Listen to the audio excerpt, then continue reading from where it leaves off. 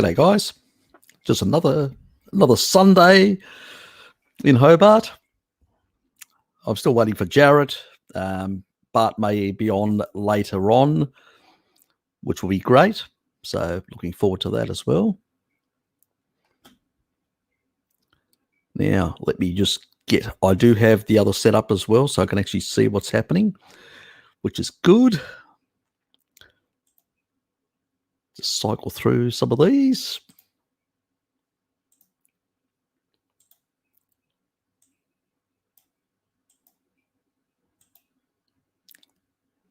And more boo. Hey, Richard, Luke, Kate, Gusto, Shell, Honest. A few of our regulars here, which is good to see.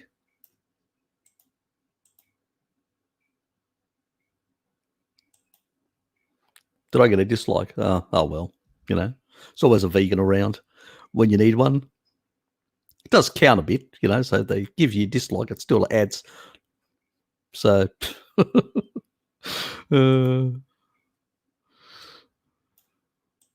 yes.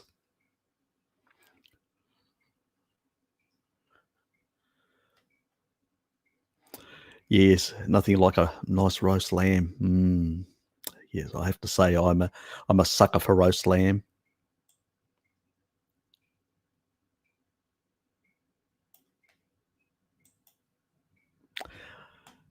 Yes.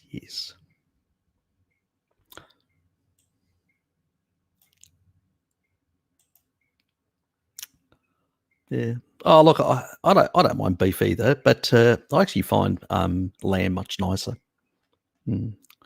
I have to say I'm a bit biased when it comes to meat, beef versus lamb. I usually go to the lamb side, but you know. Yes, but bacon. Yes, bacon always basically wins with me. Bacon or pork. So yeah, if I'm asked to pick between the three meats, it'll be pork. But it's a good to combine them. You know, good to do to mix them. You get a better micronutrient profile. You know, because you've got things like niacin, very high, much higher in things like pork. B1, thiamine, also much higher in pork.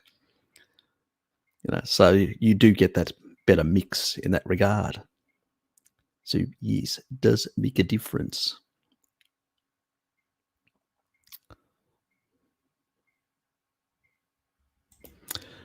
Now, Harry, can you talk about the taurine again?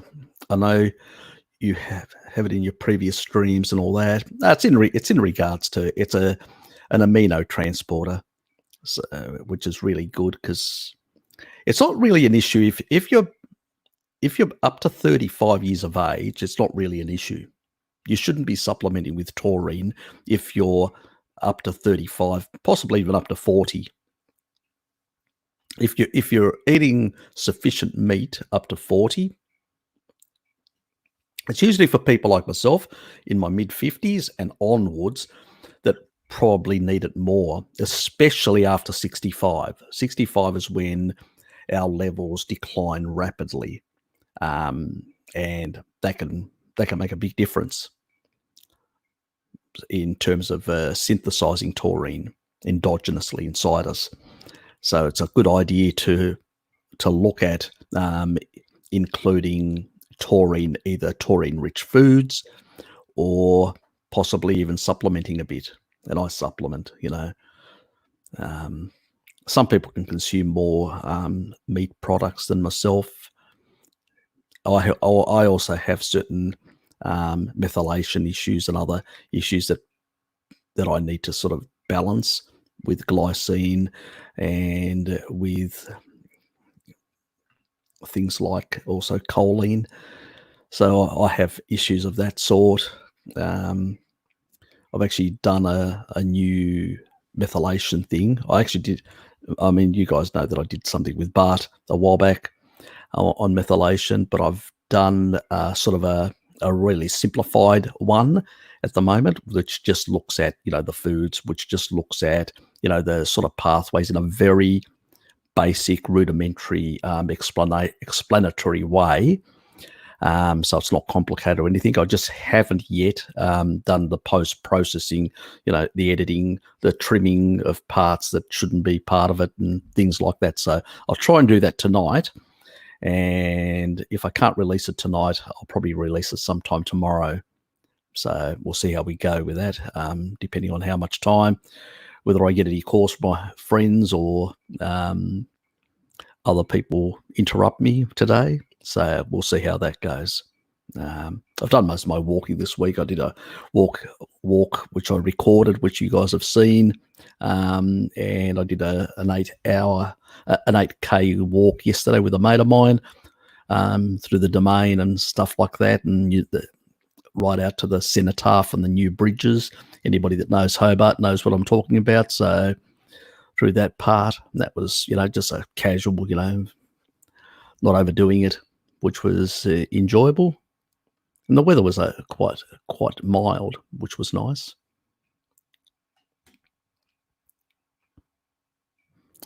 And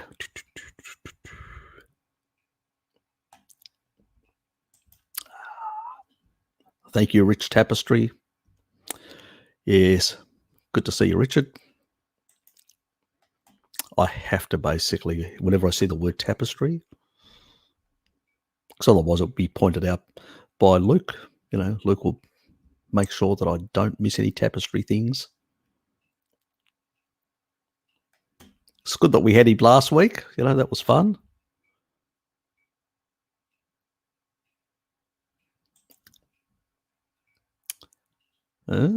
Is Wendy's 100% beef? No idea.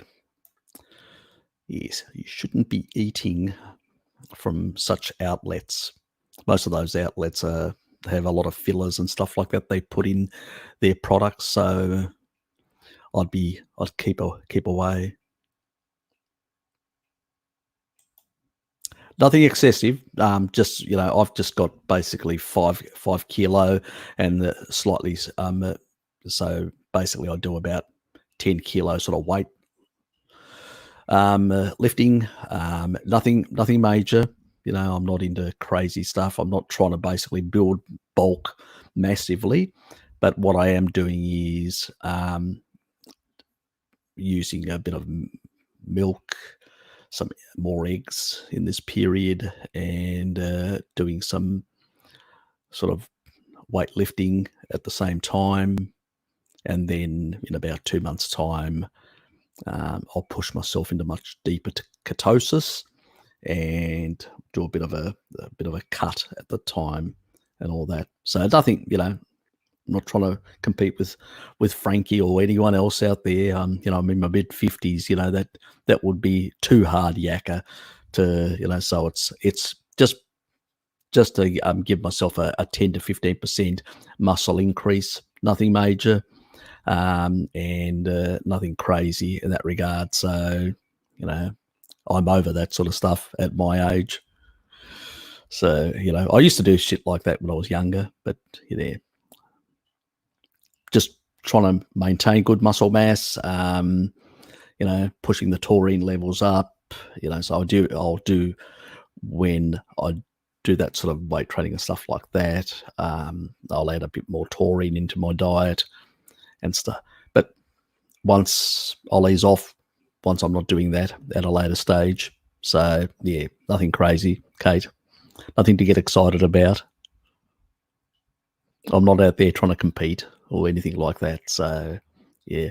And I think it's a good thing. Even my dad does some weights, much lighter weights than me, but he does some weights as well.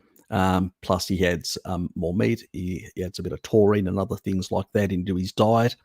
And that's sort of restored, reversed his sarcopenia, and he's in a much healthier spot in that regard, much stronger, fitter. And that's basically the sort of things we're driving ourselves to, get to a much better sort of muscle tone, muscle mass as we age.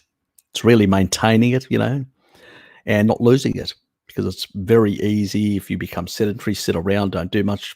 Yeah, very easy to lose a lot in that regard. So, yeah, very important. So, Harry, if you only had 60 seconds to give someone basics on Randall cycle, how would you explain it?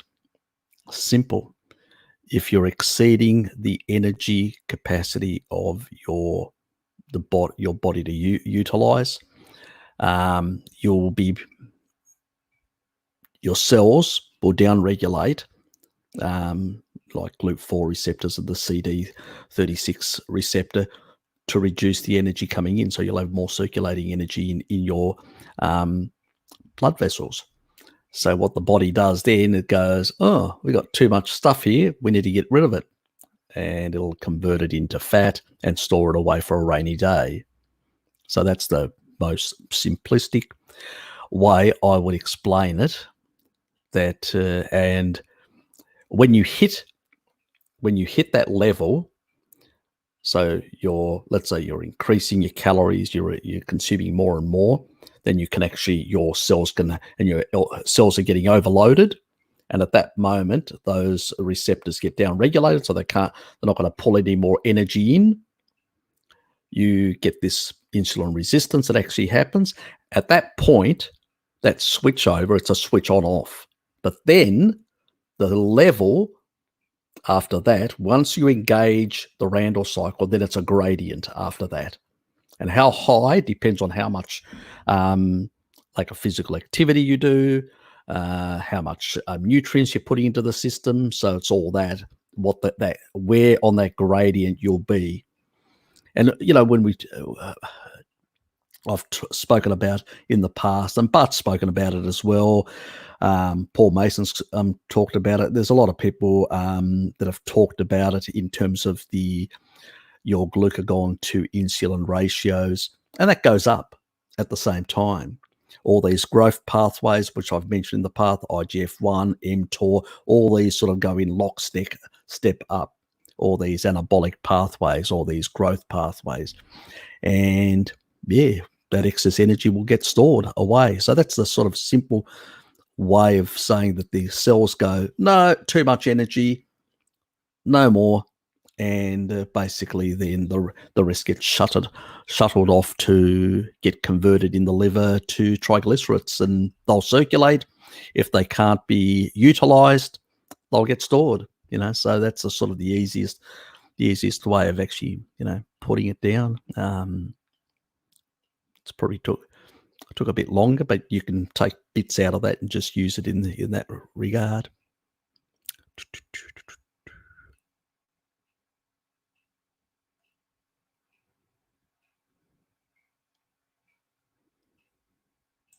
So, why does alcohol make us hungry, Harry?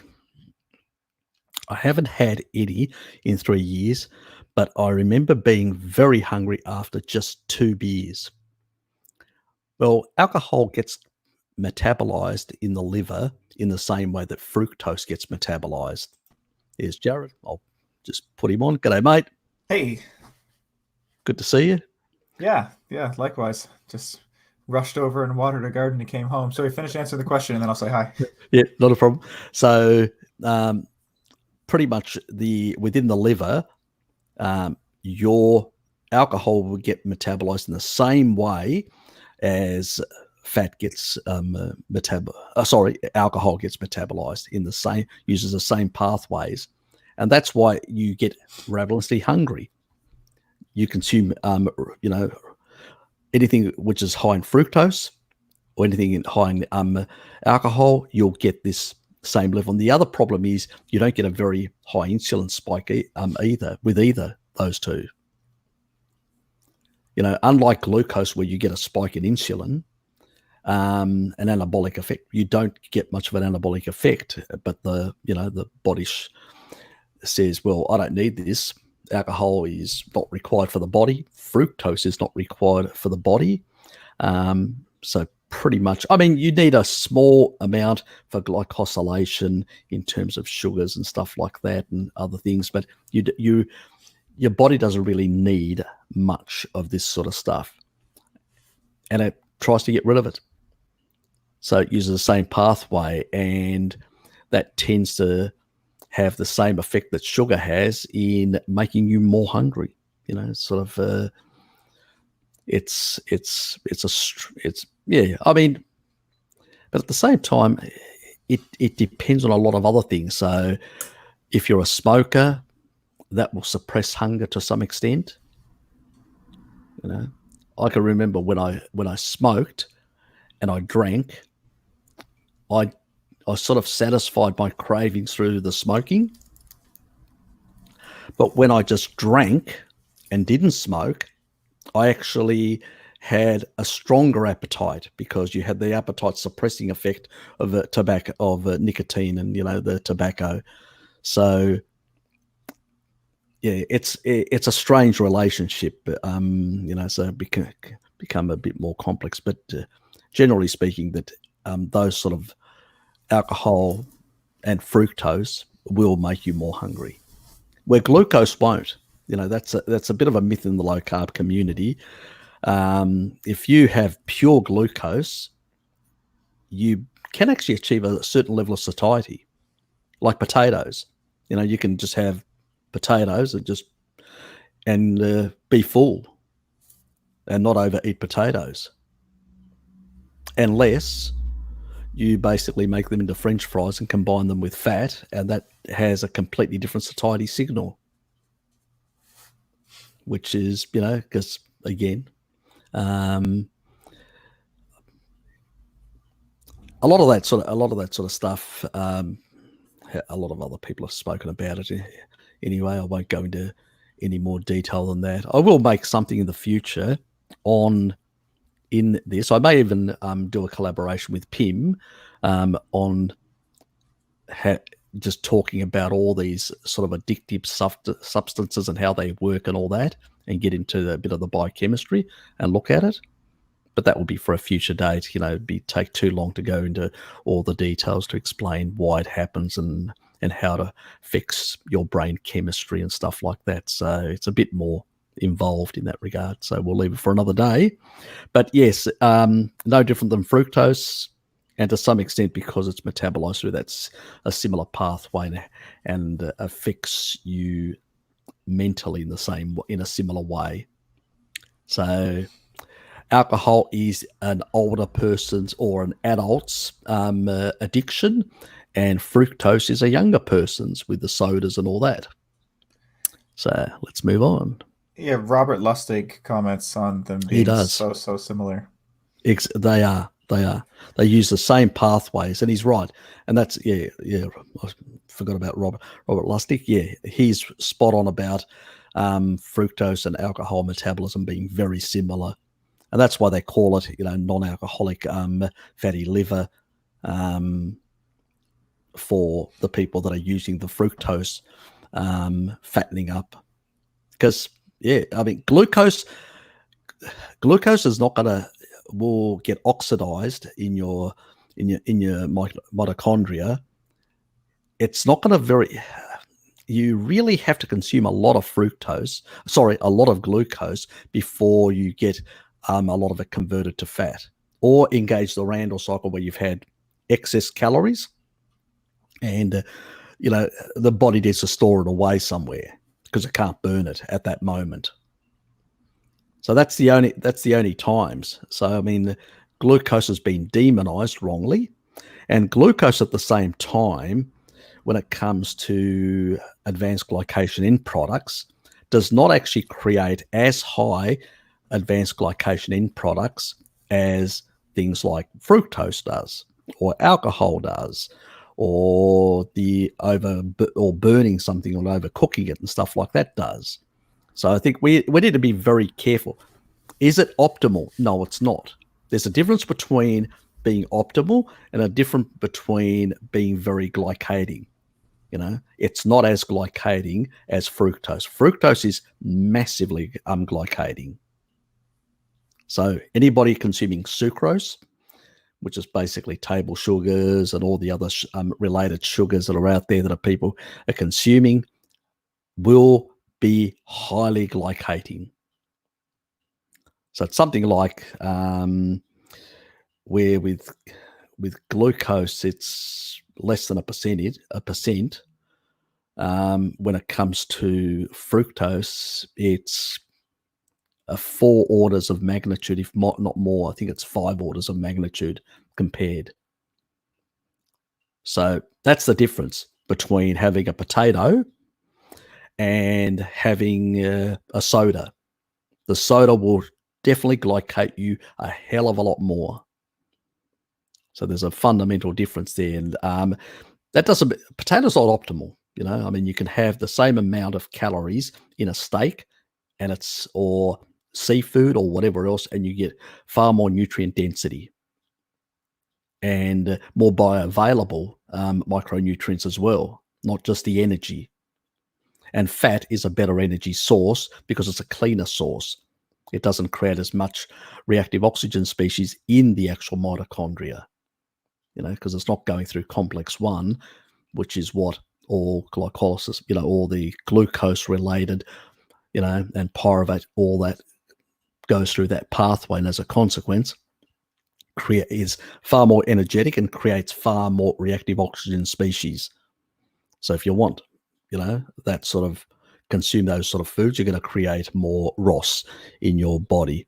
So that's the sort of the only sort of downside in that regard. It does have a bit of alcohol does have a bit of a blood thinning effect, but it's not massive. I mean, it's overrated in that regard. Plus, it has a lot of it also increases inflammation, both in the liver and around the body. So, you know, is it that good? I wouldn't basically consider it a good blood thinner at all. There are better ones out there.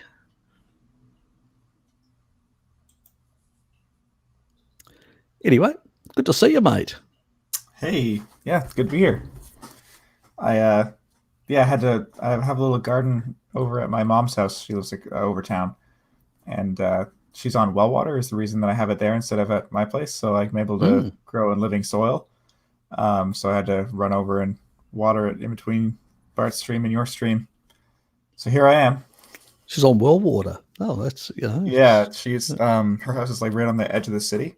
And at the time there was no city water there, and they only ran the city water past her house 2 or 3 years ago now. So she's actually grandfathered in. She's one of only like 3 properties in the city that has a well on the city water. Oh, that's handy. Yeah, no chlorine or fluoride. Actually, that's where I drink that water too. I just fill up the big 5-gallon jugs and have a water cooler at home, and rather than drinking the city water or paying for a water filter. Exactly. That sounds pretty good. Yeah, I'd do the same thing. If I had access to a well water. It's what I grew up on, and the city water tastes like a pool to me. So, yeah. I try to. I mean, living in the city, I've got no option. I try to use other sources. I try to hydrate primarily with fat anyway, but I do try and get other sources, and you know, I try to limit my exposure. And when you go around to friends, you ask for a glass of water. Obviously, you're going to get, you know, tap water. You can't completely and utterly, but at the same time, if you're getting sufficient iodine in your diet, you should basically protect your thyroid from getting too much fluoride into it in that regard. So I wouldn't be. I still overly concerned. Brush my teeth in city water and bathe in city water. So yep, me too. So. What do you suggest for iodine sources? I've actually put in one of my other streams before, you know, seafood, eggs, things like that. Primarily, I can't remember. I actually did something that actually showed the sort of different sources. So off the top of my head, it's pretty much, you know, I sort of combine eggs, milk, which is all these foods are very high, good sources. So you're having raw milk, so you'd be getting iodine from the actual raw milk. You're having eggs, you'll be getting from the eggs. and you're probably consuming some seafood like myself, so you'd be getting some iodine. And as long as you're having a couple of, I have 4 to 6 eggs a day, plus plenty of raw milk like yourself. And, I usually get above my level. I calculated it last time. I can't remember exactly, but it varies. But I'm always doing slightly more but I'm in that sweet spot. You don't want to go too high. You don't want to go too low. That's why I don't recommend things like seaweed and stuff like that, because the potential of going too high and getting into hyperthyroidism is also a potential risk. So you don't want to do that. Same reason not to supplement. Precisely. Yeah. I do discourage people you should be getting it from the food, and you should avoid a lot of the sort of supplementation and stuff like that can be quite affecting. And what's Necro Kitty saying? The stream was supposed to start. Here, double YouTube videos. I was to run and turn off the other one and be on time. Okay. Yeah, sort of. Even I'm missing out on some notifications. It's all over the place. Like I missed out on one of Bart's notifications. This was last week while I was at work or working from home, and it didn't come up. And then it came up later when it already had nearly finished. I'm going, what the hell? So I was completely unaware of it because I was looking at some other YouTube material, but it didn't pop up in my notification. I go, fuck. So yeah, YouTube, that's YouTube for you.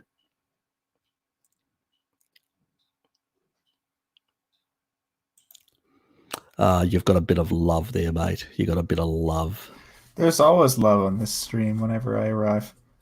It's there waiting for me every time that I get here. A little bit extra this time since I missed last week. Oops. It's overshot.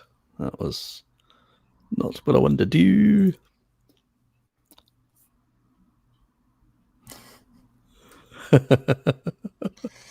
I used to get Jared like the Subway guy all the time until he was accused of pedophilia.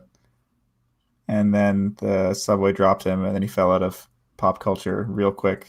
And I was grateful for not having that comparison anymore. That was you. Say hi to everyone further down the track.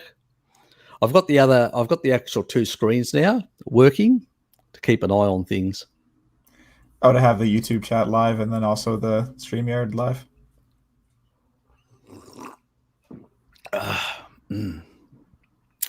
That was good. Is that oxalate juice or milk? I just drank that a bit too fast. Whew. That's oxalate. Oxalate with. Could be both. It's oxalate with cream. Yes, a bit too fast. I don't want to. It's starting to get cold, so I need to drink it. I'm trying not to swallow too, and I end up choking myself. Okay, so Luke's asking, any significant options on pesticides in vegetables? Opioid peptides in vegetables? Not that I've heard of. Well, the natural ones, yes, but they're such low concentrations. Unless it's was it the cocoa leaf? There's the cocoa leaf, and then there's another one in Africa, another leaf which they chew over there in Africa, which I forget completely what it's called. Anybody remembers? Can you just pop it up if anybody knows the African one? Not kratom. No, I think that's Southeast Asia. No. This is an African one that's also, it's a leaf which you can chew, a bit like the cocoa leaf, same sort of thing. Because that's what traditional people used to do. They used to chew on these things and get a bit of that little mild sort of high, no different than consuming this sort of stuff gives you that little bump thing. But once you refine, I mean, I suspect if you were to refine, if you were to refine, coffee beans and all that, I suspect it would probably be quite just as nasty as cocaine, potentially. It's just not refined, and it's probably why it's not as bad. Yeah, I've had friends visit Peru and drink cocoa leaf tea, to help with altitude sickness, and they said it was not any stronger than coffee. I'm the goat. It's like, as in greatest of all time. Just tell them you're really good at bucking. That'll make them jealous. That's what I tell them. I get the Greek, the Greek goat jokes that from certain people. I may be hard-headed and stubborn like a goat, but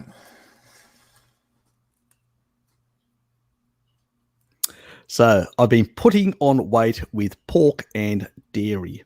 I suspect the pork isn't doing as much because it doesn't have much of an insulinogenic effect. It's actually got the lowest insulinogenic effect of all meats.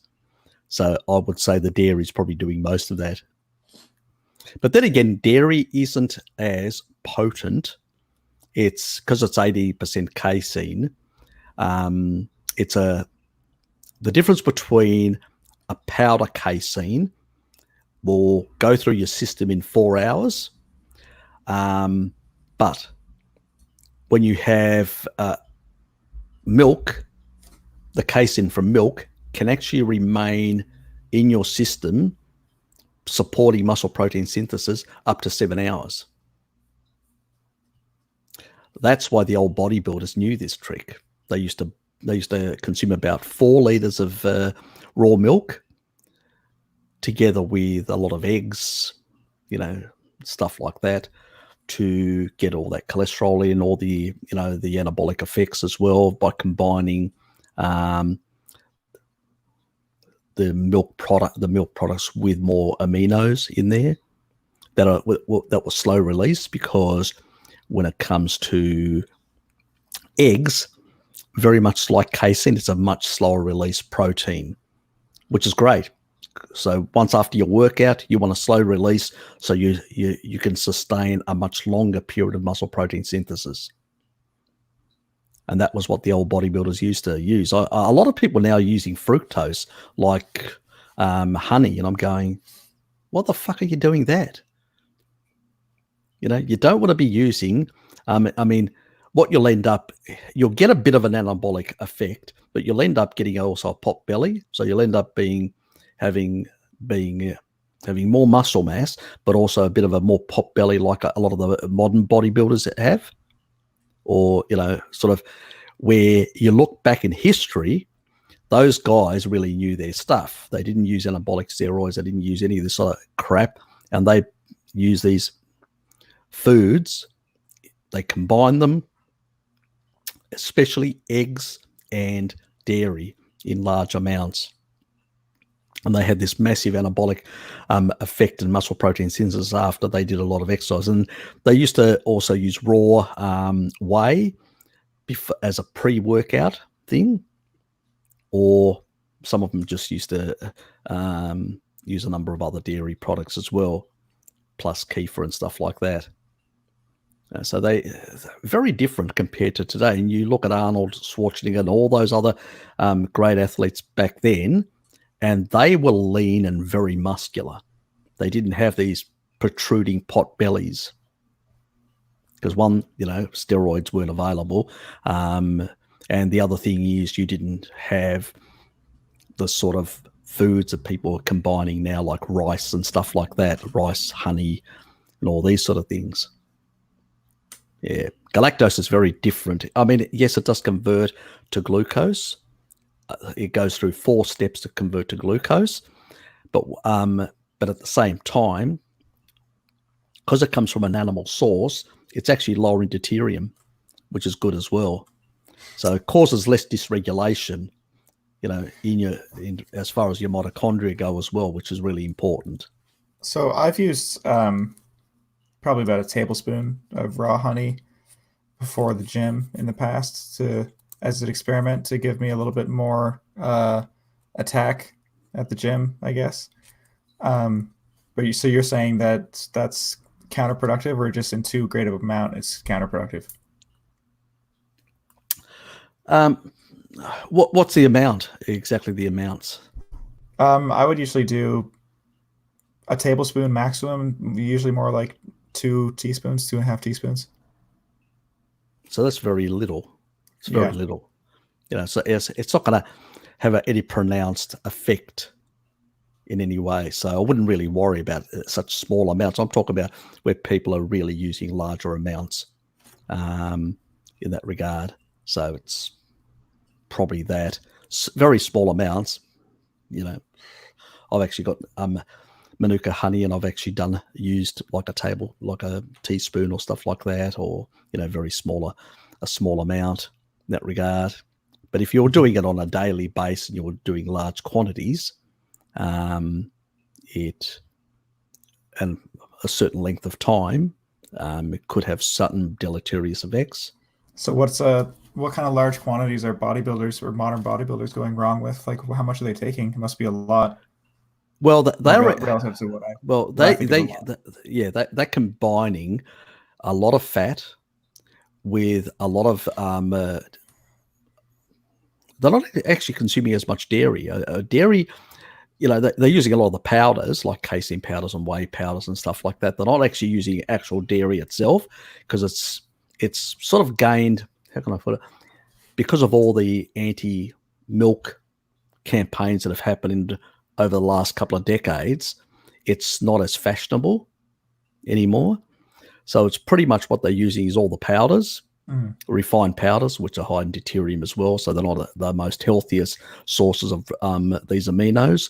And then they're combining a lot of rice with a lot of fructose as well. And not only are they using just honey, but they're also putting in a lot of things like shitloads of maple syrup and all these other things. So the sort of level is quite high, and and they're always they're hitting that lower grade. Obviously, they're not sedentary, so they're not hitting that high grade of the Randall cycle. They're in that lower grade of the Randall cycle, but they are putting a bit of fat on. And you can see it compared. You look at the historical bodybuilders and look at the current bodybuilders. That midsection is not the same. So exactly what everyone precisely consumes, I have no idea. Right. So the problem is they never tell you. They show you on their YouTube videos and stuff like that. They're having this amount or that, but you don't really know the exact composition of their diet perfectly. And and if you want to find out, you have to pay for it, which is I'm not prepared to do. Because it doesn't interest me.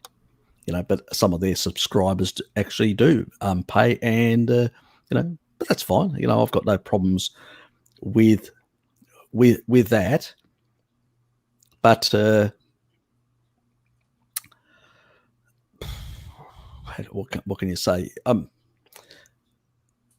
It's a choice that people can make to go down that pathway. I usually try to steer people to the old traditional methods that that bodybuilding used in the past, and that's why I sort of posted. I can't remember on which of my streams now I posted the actual.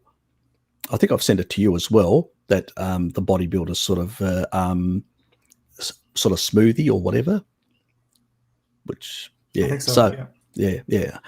And I mean, people can use that information and apply that, and that's you'll get much better results, and it will be less. You're not going to be putting a lot of inflammatory foods in there, or powders and stuff like that a lot of people are doing nowadays. Yeah. Not a good way of doing it anyway. Okay, so what's this? So Harry, so I did beef, salt water, massive electrolytes in proper ratios for the first time in 2 weeks ago, and fifth day I was incredibly shaky and weak. It was bad. My blood sugar was 40. So you're pretty much probably not fat adapted to be in that sort of state. And you're basically, I had to have some piece of fruit, 100% carnivore, since small amounts of bananas and cherries. Look, they're not going to help you. When you try and do these things rapidly, you end up with these results. See, I never had the keto flu. I never had any of this sort of stuff, is because I went from a low carb diet, paleo, low carb, and then keto. So I was already to some extent fat, utilizing fats and fat adapted. So when I shifted across, I didn't have this massive order dump that most people get, and then get all these disturbances. And I usually say to people, you don't need to actually add a lot of electrolytes. That's not what I do. You just increase the salt. You increase the salt level, and what that does is it holds in the electrolytes, and you end up dumping water at a much slower rate. Yes, you do dump water if you've been on a high carbohydrate diet. And I usually recommend to people, don't do keto from a high carbohydrate diet. Go low carb, cut back your carbohydrate, push up your sodium levels, bring your blood sugar down slower and increase your sodium levels slower, so you end up balancing yourself better, and then doing keto. Because if you're doing keto straight out, you're going to be dumping shitloads of electrolytes. You'll be losing a lot of fluids, pissing like mad. And I know one of the guys at work, I told him not to do keto, do low carb and then do keto. He decided no, he was going to do keto immediately from a very high carbohydrate diet, and ended up being in the toilet for a large part of the day, pissing out fluids. Not a good idea. Especially not if you don't know to take salt at the same time while that's happening. Yeah, I feel dizzy. Well, have you had enough salt today? Yeah, when people don't realize how much salt you really need. When my fiance and I first went keto 3 years ago or so, she hit a really bad electrolyte crash because we didn't know. It didn't get me so badly, but and I knew what it was as soon as it happened to her, but we didn't anticipate taking extra salt to start with. And she was getting like heart palpitations and shakes and like really bad fatigue all of a sudden, and she was dizzy, and like she wanted to go to the ER, and I was like, no, just take some salt. Yep. And she was fine. Yeah, exactly. Within seconds. It was amazing how quickly it resolved. Yes, look, precisely. It doesn't take very long to make that adjustment, but you have to up the salt, and it's really hard for a lot of people psychologically, because for a long time they've basically been, I'm putting too much salt, or this is too salty, and they have this aversion, and it doesn't help when you do that. But best to transition. I mean, Bart's mentioned it as well. I've mentioned it in the past that it's much better to transition. A lot of people seem to be in a rush to go from one thing to another, and tend to get themselves into all sorts of havoc. Same thing with a lot of vegans who abandon veganism and then go to carnivore, really raw carnivore and all these sort of things, and end up in all sorts of problems, and then complaining and all that, because, well, you need a time for adjustment. You need enzymes to be, transcripted that are basically going to deal with the different foods. It's more than just electrolytes. It's also a thing called hydrolyzing, those nutrients. Well, that's breaking stuff down. And if you don't have the right enzymes to break things down, you're going to have absorption, malabsorption, potential issues, and all sorts of things. Gut issues, things not being really pleasant. So it's always better to transition from one diet to another through steps. You know, it's not a marathon, guys. We're not out there trying to prove something to anyone. We're trying to get our health better. And so by doing that, you want to transition yourself. Don't listen to the gurus out there that are going to tell you, oh, you need to go keto. You need to, you know, these people, you don't know, they probably transitioned like myself from a low carb diet, went to keto, and didn't notice much in terms of electrolyte issues or whatever. But people that do this rapid from a very high carb to very low, they do notice a lot of difference. And even my older sister, you know, when she dropped her blood pressure from 170 right down to 112, she was shocked, and that was only within, I think it was 5 days. Anyway, and she had gone back to a doctor, and she felt a bit lethargic, and I continually harassed her and told her to up your salt, keep your salt up. And, you know, that really just brought her back where she felt, yep, I feel great. Mm-hmm. She went to a doctor 2 days later, and her blood pressure had come down dramatically. The doctor was actually shocked. And unfortunately, she didn't tell him the truth. What had caused this dramatic change. So, yeah, anyway, because she didn't want to basically argue with the doctor. But that's the sort of results. But if you keep the sodium up, you're not going to have this dramatic sort of upheaval in your body. So, because remember, you lower salt, you're going to basically increase cortisol. You know, your adrenals are going to go crazy, you know, pumping out hormones like mad, you know.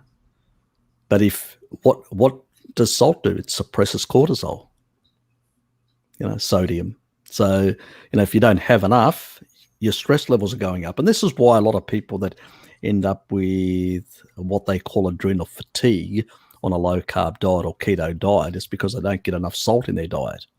Mm. That's, you know, pretty much I've always been so skeptical of that term just because the people that I see using it don't seem to really understand what's going on at all when they use that. I mean, they also just don't understand the rest of their diet. Like Vegetable Police uses the term adrenal fatigue all the time. I see it in the vegan community all the time as well. Yeah, they just don't understand that, that pretty much it's a sodium deficiency in a low carb state. Mm. That's what it is. And they just don't get it.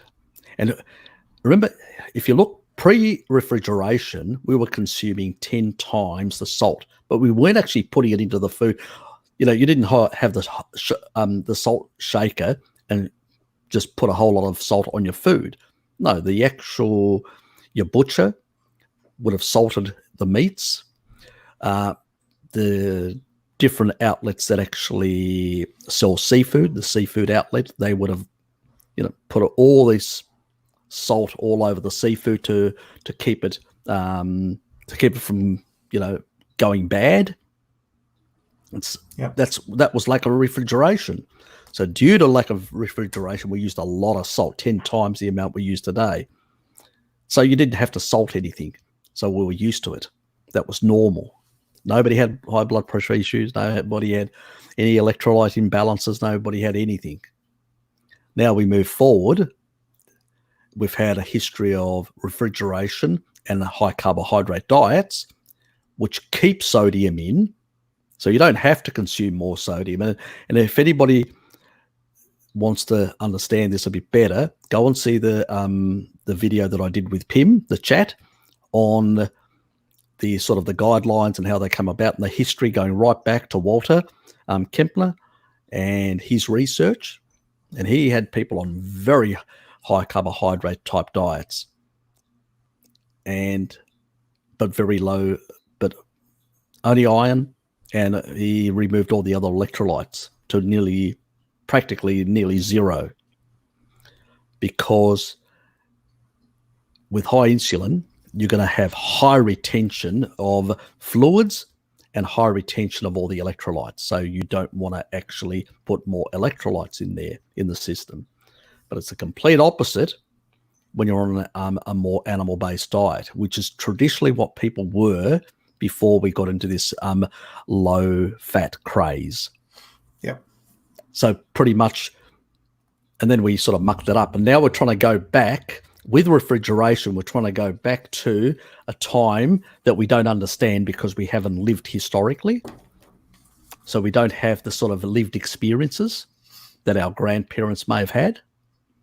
And that lived experience is really important. It's informative. It tells you how. So we've had 2 generations now that have never seen an environment where it's more animal-based and sodium-based. And it's really hard to make that connection. And I see a lot of people, even some of my friends, you know, that are doing sort of more low carb and have difficulty with it. Just put fucking more salt on, I usually say. You know, it's like they find it difficult to, you know, to put more. It's like a guilt nearly. That's how bad it is with some people. I just salt my food to taste. I have been doing that for a long while. I think Dave Feldman was the first person I heard articulate it that way, to just simplify your salt intake to if it tastes too salty, it's too salty. If it tastes like it could use salt, then add salt. And I've never measured how much I eat, but it's up there for sure. It's got to be 5 grams or something a day, probably.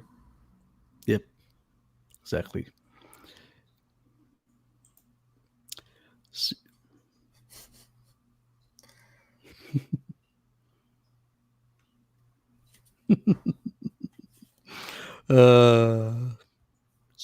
Zombie, you bad girl. Professor Lupin.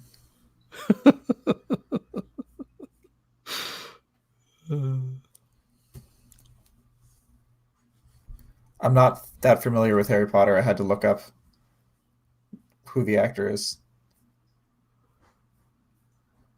I can see the resemblance.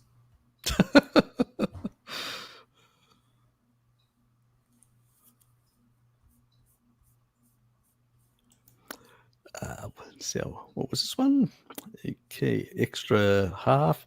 Some of what fine. I'm not sure. I'll give that conversation a miss because I'd have to backtrack everything.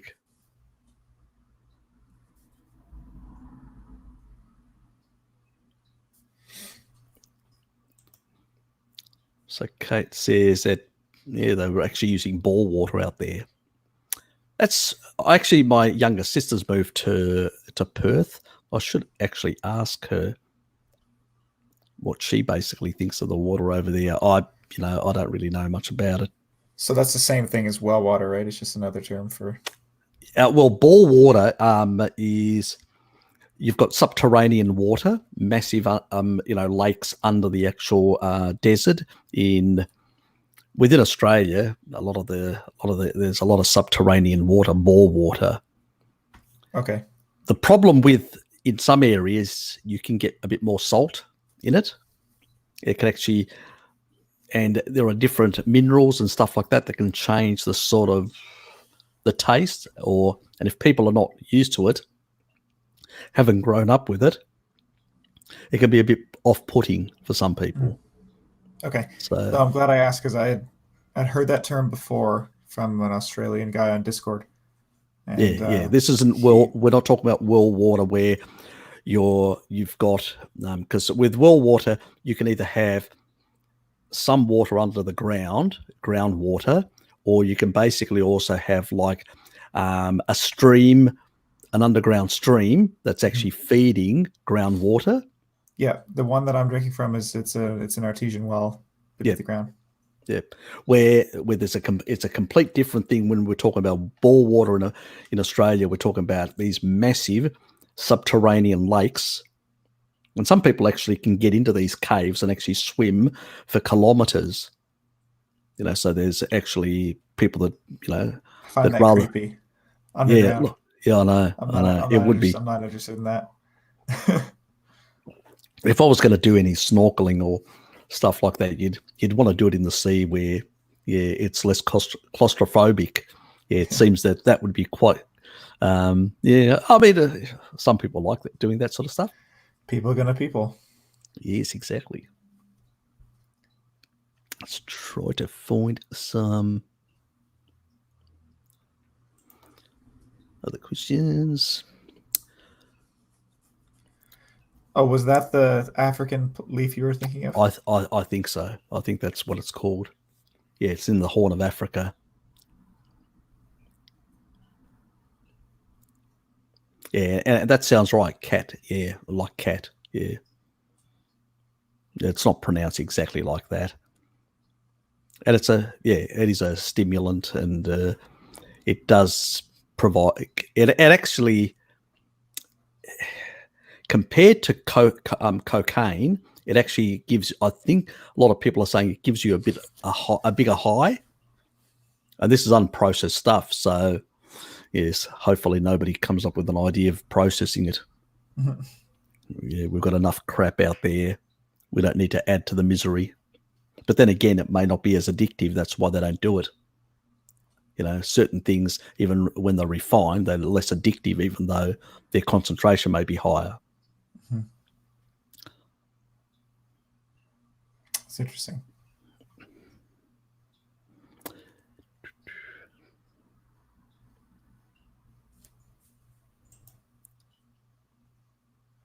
Yes, it is. What are your gains like? Because how much do you consume, actually, Jared? For milk, I haven't measured it recently. I buy. Well, I don't buy any anymore. Sorry, when I was buying it, like it was easier to. The stuff I'm getting now is it's straight out of a bucket, straight from the cow, right? Yep. And I'm just trading for it. Yeah, that'd be great. But when I was buying it from the States, I was going through 4 gallons a week between my fiance and me. A little bit. We could probably drink a little bit more. So I guess I could probably drink 2 or 3 gallons a week easily if I'm just drinking as much as I want all the time. Yep, But yep. I drink it like water, right? Like, Yep. I'm not restricting myself at all with it. So I drink a lot more than some people do.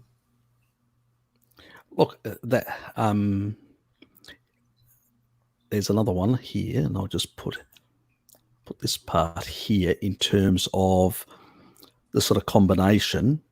Now, honey obviously is going to put. Oh, look, I wouldn't consume a lot of honey. I wouldn't use honey as my primary. I wouldn't use starch either. But milk, the reason why milk is actually better is because, unlike starch and unlike honey, milk also contains a lot of protein. So you're not actually having the same, in terms of glucagon to insulin ratio, it's going to be much lower compared to, having starch and combining starch with some other fats and stuff like that, where you're getting a good effect on muscle protein synthesis. It stays in the system for longer. And I've mentioned that before, about up to 7 hours. So you've got some sugar that's in the system together with those aminos, giving you that sort of effect. And I always say to people, you want to have a lot of that after you've actually done some of your weightlifting and stuff like that. So your body's going to absorb the actual sugar in terms of glycogen, and those aminos are going to be there supporting that muscle protein synthesis for some time. So it's a better combination to be able to build muscle without building a pork belly as well. So that's why I would discourage people from honey and starch. So I have been considering including a little bit more honey more often, just specifically just to put on some body fat for fasting. If you've got a very low, in terms of, your fat mass is really low, then I would include honey as well to increase your fat mass. But if you're if you don't have a high fat mass, or you're trying to do competition, which is a different thing altogether. So if you're trying to compete, the last thing you want is to have a pop belly. You want to basically have that the anabolic effects without having, because when you actually then eventually go into a cut, when you cut away all carbohydrates and you want to lose, and you up your protein and even moderately pull back on your fat, because you want to maintain the muscle mass with that extra protein. You want to provide some energy, but not too much. And at the same time, you want to cut all carbohydrates in order to basically burn off, get the extra energy from your fat stores. Mm-hmm. And that's what most people pre-competition do. That's basically what I was doing by accident last December before I got some raw milk into my diet. I was and the same thing Drew was talking about with just getting way too lean, with even with eating lots of fat, with eating tons of protein, tons of meat, getting plenty of gluconeogenesis, just body fat just dropping. Precisely, and that's why most people, when they do a steak-only diet, they lose a lot of weight and they lean out, but they struggle to put on a muscle. Mm-hmm. So because it's not as anabolic at all. You don't have any cushion at all to miss a meal or to if you're not getting everything you need every time you eat, then and because you end up so lean, you don't have enough energy as well, stored energy to basically tap into. So people like that tend to struggle. You're not having enough food in the day. You end up feeling weak, lethargic, like shit. Mm-hmm. But when you eat more meat, you end up, I feel great, because you're getting that extra protein. You'll get some, both from the glycerol backbone and some of the protein. You get some of the sugar, plus you'll get some of the fat there to be able to support the lack of fat stores. So that's, it's fine. But I say to people, if you're really lean and you're not out there trying to compete, or add raw milk into the diet, add some eggs, add some raw milk in combo to get a bit more anabolic effect, because that's what you want to build. Personally, and as you said, honey as well. Right. If you want to add, if your fat stores are really low, honey is probably a good idea in order to, because you don't want glucose, you want fructose for building fat. Yeah, exactly. You're trying to get, because if you've got too much activity and you take the glucose, you may just use that as glycogen or burn it off. Mm-hmm. It's really hard to work out unless you're actually having a massive amounts, and then you could be potentially giving yourself gut issues, like a lot of those strongmen do. They have a lot of gut issues because they're consuming too many carbohydrates, which their stomachs can't handle. Mm. So if you want to be able to get the fat but avoid the actual gut issues, honey is probably your better option in that regard. Yeah. Right. Yeah, it's and fruit the approach for weight gain in a carnivore diet is not something a lot of people talk about very often. I know we've touched on this in the past, but it's difficult to find good information on that because everybody just wants to lose weight. Precisely. Yeah. Everybody's coming from a sad diet that it wants to lose weight. Mm-hmm. But there are some young people that are quite lean, and they try the carnivore diet and they go, well, shit, this isn't working for me. Yeah. Because humans normally would not just consume meat, steak, and nothing else. They'd be consuming a lot of varied different foods, and occasionally they'd be over consuming, and occasionally they'd be engaging the Randall cycle and building a bit of fat. Mm-hmm. But it's very hard for a lot of people to sit down and consume shitloads of steak.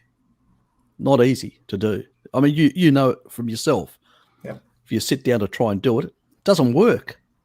It's just nonsense. People say, "Oh, I just need to eat more meat."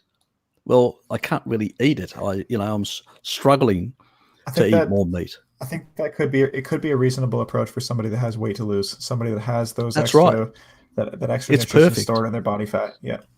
Yeah, it's perfect for those people that want to lose weight.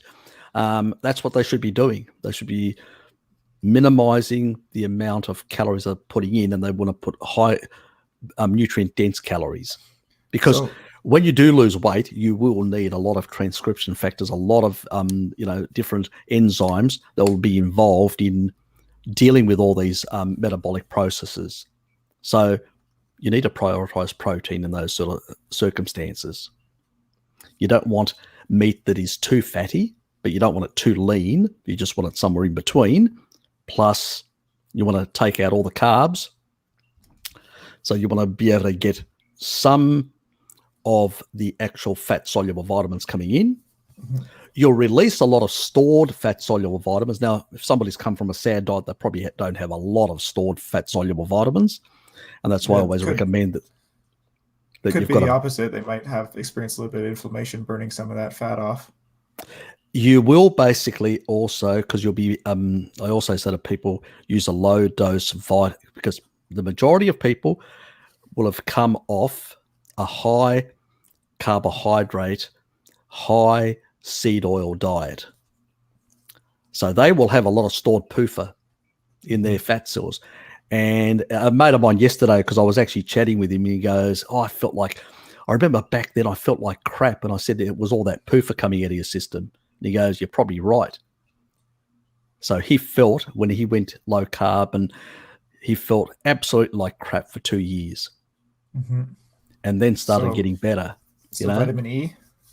Low dose vitamin E, which is the Jarrow one that I recommend. I did it for about 5 years. I usually recommend to people that have moderate consumption 4 years, high consumption 6 years, because you're releasing a lot of stored PUFA.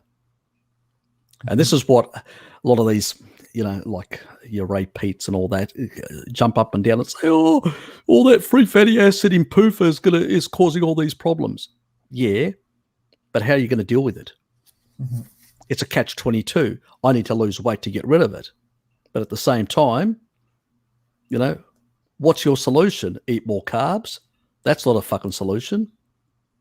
So it's ridiculous, the sort of arguments that these people are putting. What people need to realize is they need to be able to deal with that excess PUFA being released. And that's where your low dose vitamin E comes into it, to deal with it, with all that sort of crap that's coming out of your system. Yeah, I wouldn't be surprised at all if that's something that I still deal with from time to time, because I was on a standard diet for so long. Yeah, yeah, precisely. Me too. But yeah, to bring it back around to the dairy briefly, as far as I'm concerned, if you tolerate raw milk well and you have good access, and weight loss isn't going to be inhibited by it, I don't see a single reason not to include raw milk in your diet, just because it's such a nutrient dense source of available B vitamins and other micronutrients that you're going to struggle to get out other places. I think it's sort of dogmatic to the way it gets vilified. Precisely.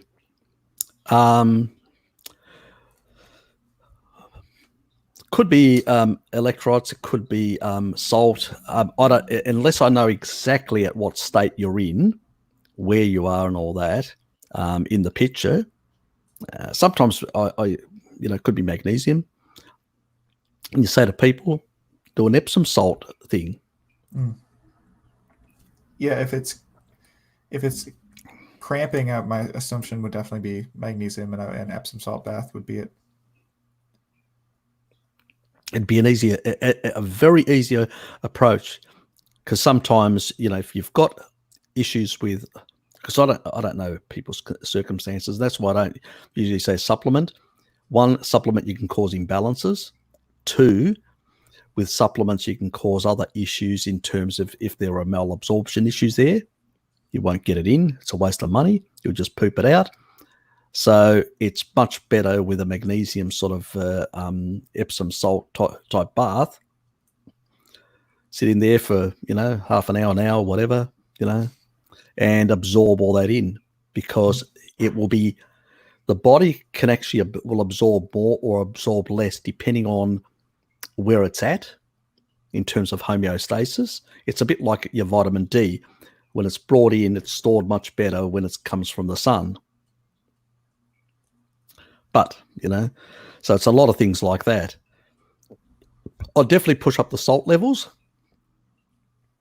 because if you push up the salt levels, you're not going to be dumping any of the key other electrolytes.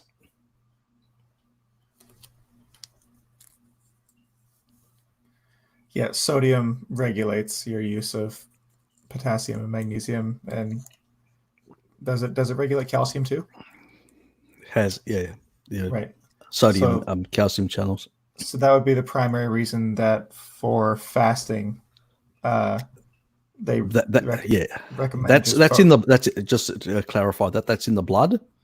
Right. In terms of the regulation, in terms of calcium metabolism, that's vitamin D and K2.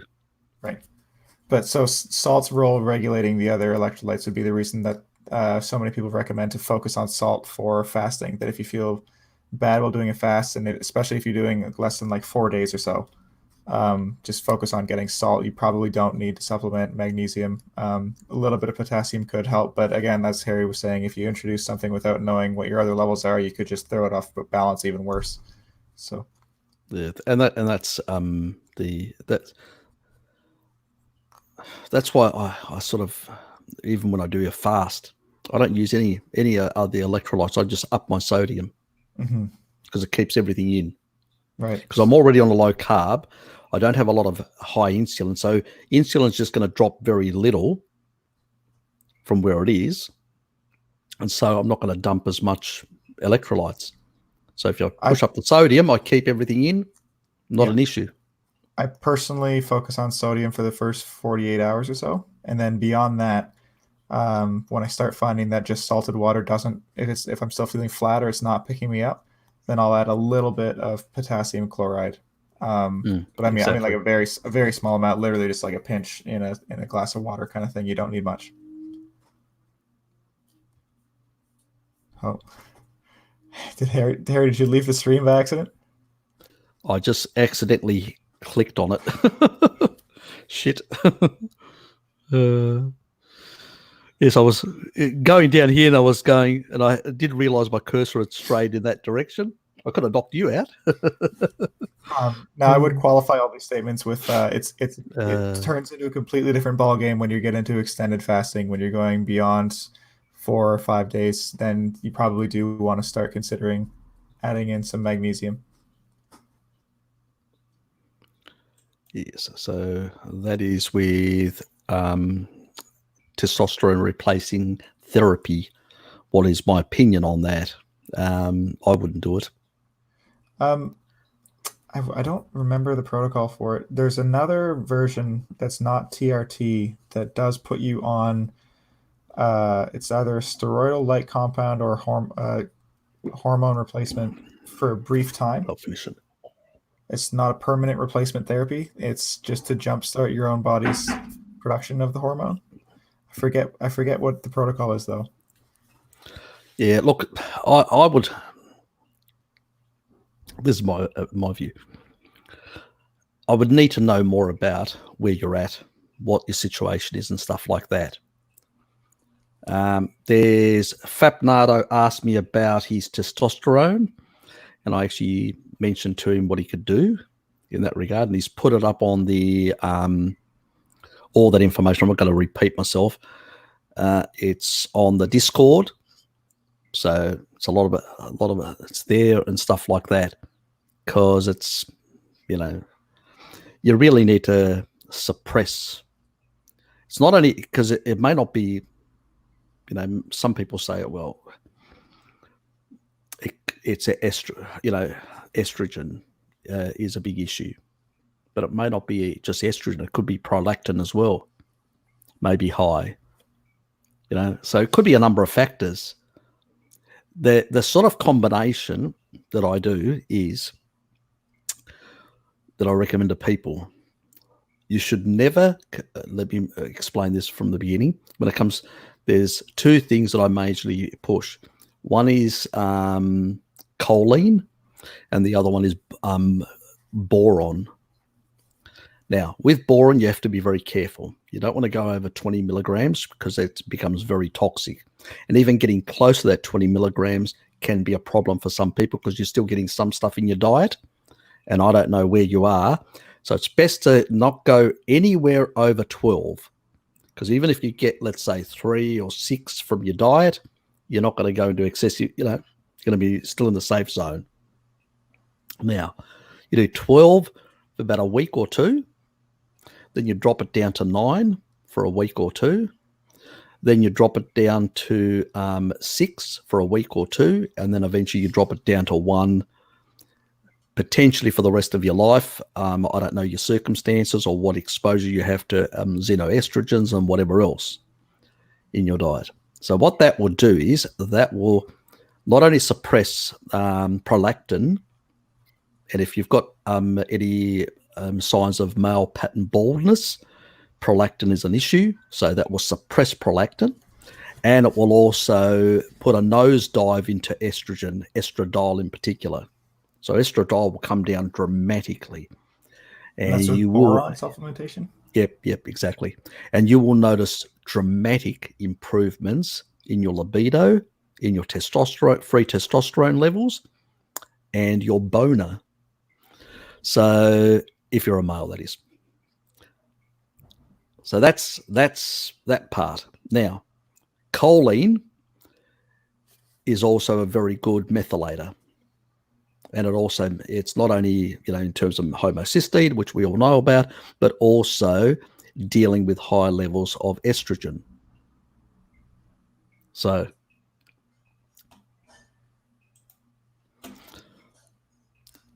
keep that in mind. That those two, he's just put down boner, so I just had to click on it to allow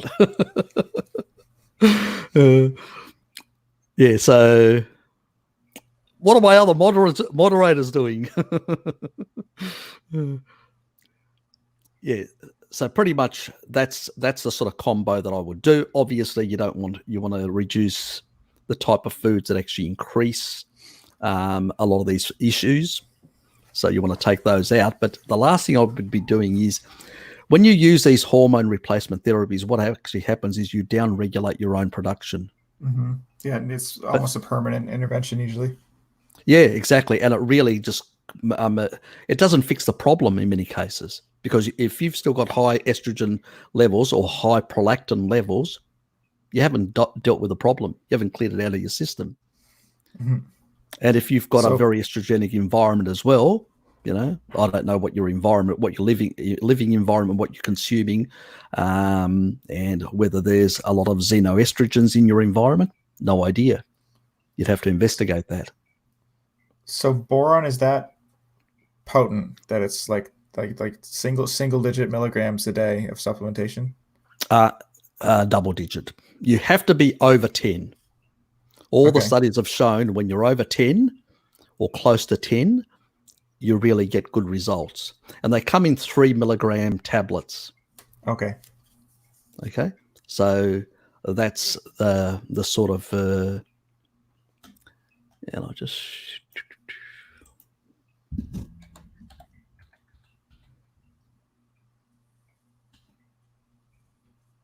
and I can bring that link up.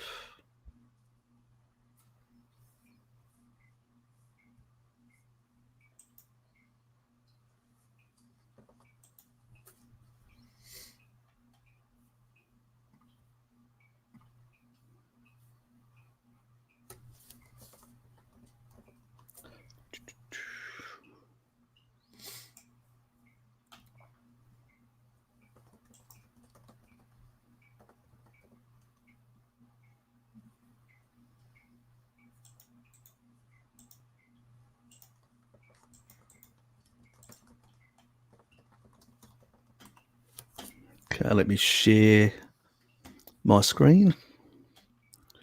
Too many windows here open. I'm getting confused, but said to me, this is going to be easy. Oh.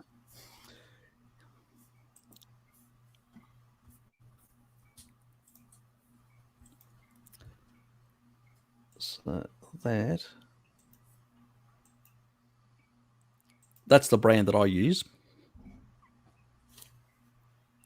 which isn't very expensive.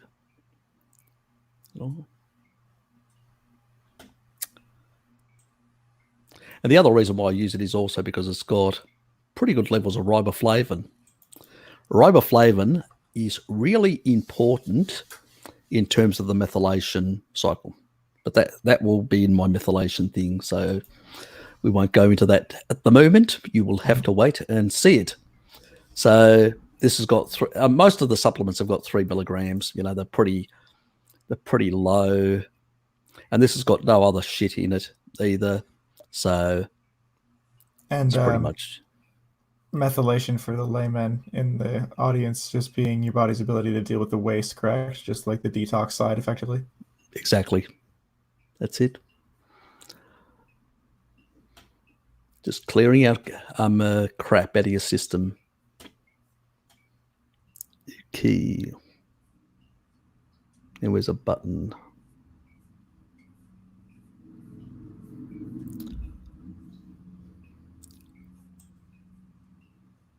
Let's move that away.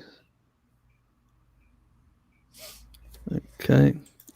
Then I can see that and get rid of that. So move it back. That's bloody fun. But yeah, that's circling back to this topic came up during the live stream earlier with Bart as well.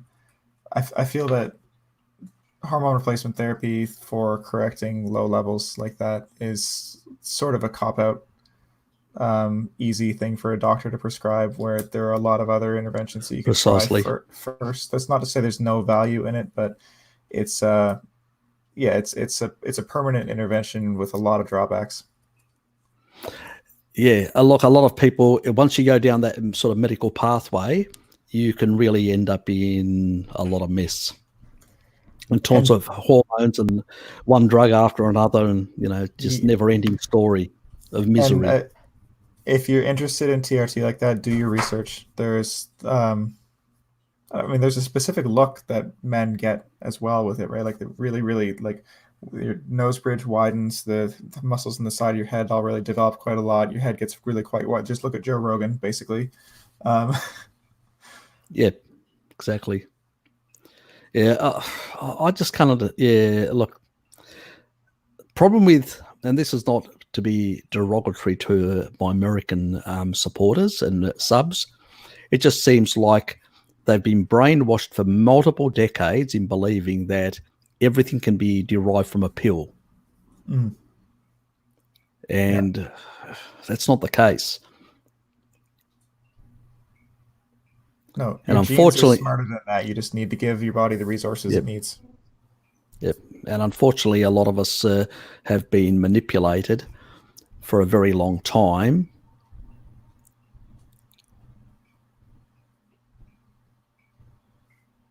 Yep, it would. That's right.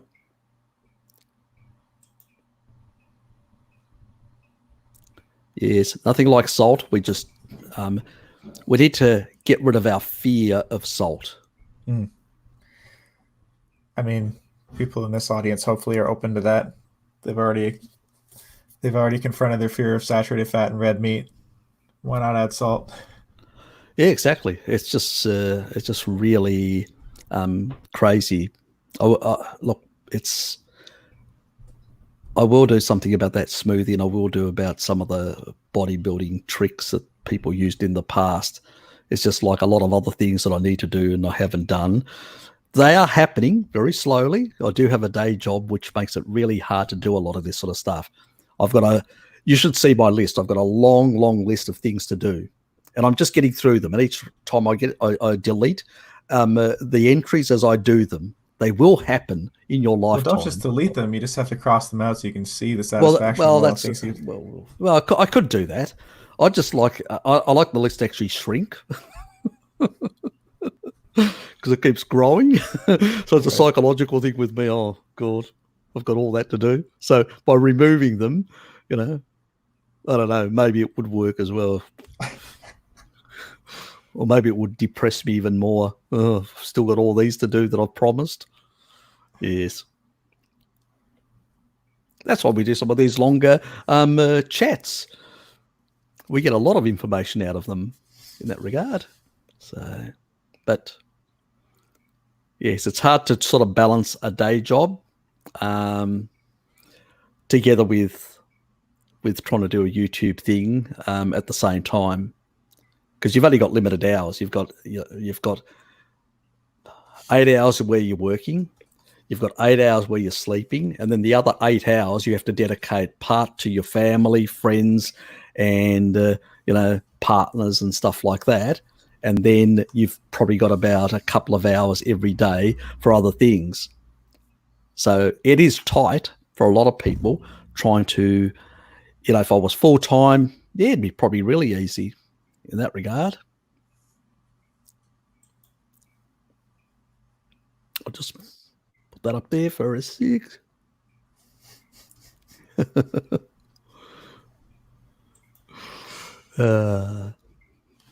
That's why I love this crowd. In his video, so Paul Mason in his video said omega-3 fatty acids, DHA, isn't available in animal foods except fish, which gets it from the algae. What are your thoughts? Well, fish do. The little tiny fish will eat algae. The bigger fish will eat them. The bigger fish will eat the larger fish, and so on and so on, and it goes up the food chain.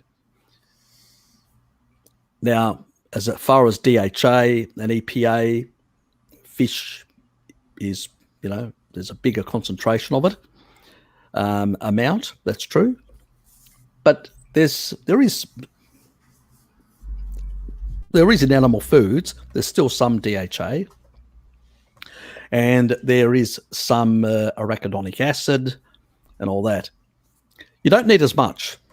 Let's put it that way. You don't need massive amounts of PUFA anyway. But at the same time, if you want to get, because I tend to have pork, and pork tends to have more omega-6. So I balance it out with fish. And if you take a look at the Okinawans, they consume a lot of pork. We start pork with them in the morning, and we finish pork in the evening. So it's very incorporated very heavily in their diet, but they also consume some fish. You don't need massive amounts of fish, because fish are very high in DHA. In order to actually achieve a 1-to-1, you only need a couple of servings of fish every week. You don't need massive servings. Yeah, I've ordered a little bit of canned cod liver, whole cod livers, and I've been enjoying that every other day or so for the past little while. I mean, I usually, because I get a lot of fresh fish in Tassie, and sometimes with all their organs intact and all that. So I would prefer that, of course. Yeah, that's going to be, that's the biggest issue with I used to do cod liver, and I used to do cod liver oil as well and stuff like that. And I sort of moved away from them because I couldn't guarantee what the length of time was of storage. Yep. By the time it got to me, the consumer. Yeah, that's why I don't eat it very often. Yeah, if you have it now and then, it's not going to be an issue. But if you're having it on a regular basis, you really need to know when did the processor actually put it in the can, and how long has it been in storage? And that's not always difficult, because sometimes you look at the can and they've got some bloody code on there that just tells you. And if you have to go through all these hoops of checking the actual code, sometimes I won't tell you, and sometimes I'll just tell you the best before date and nothing else. Not when it was stored, not when it was processed or anything like that. So you've got no idea. So I'd rather go down to the waterfront, which is what I do, and get whole fish, not fillets or anything like that, because I want the basically low pussy. I want the actual. This is for honest.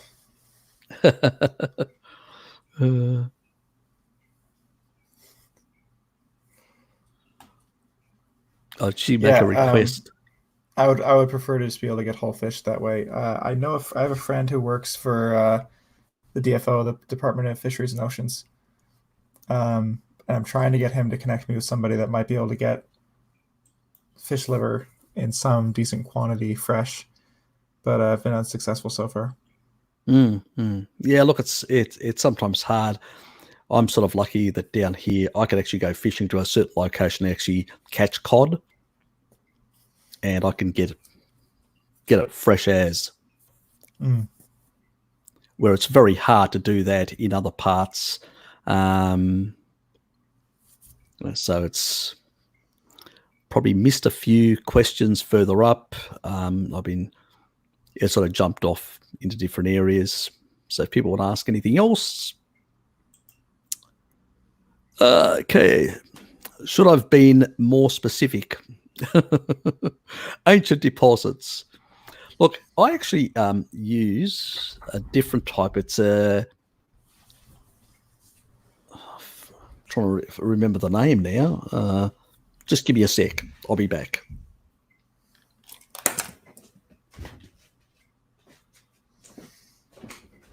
All right, it's my weekly chance to get Harry banned by saying unwholesome things on his channel.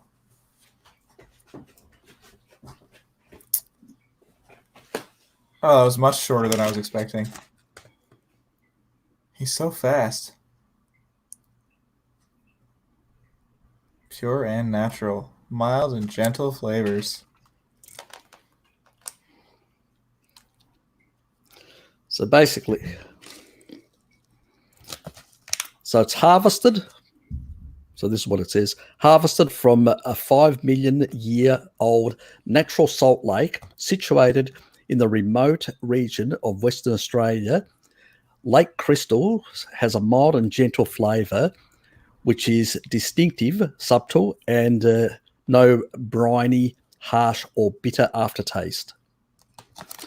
It's really nice. I get it coursed, so I can use it both in coursed or I can use it in a grinder. Does it have a best before date, Harry?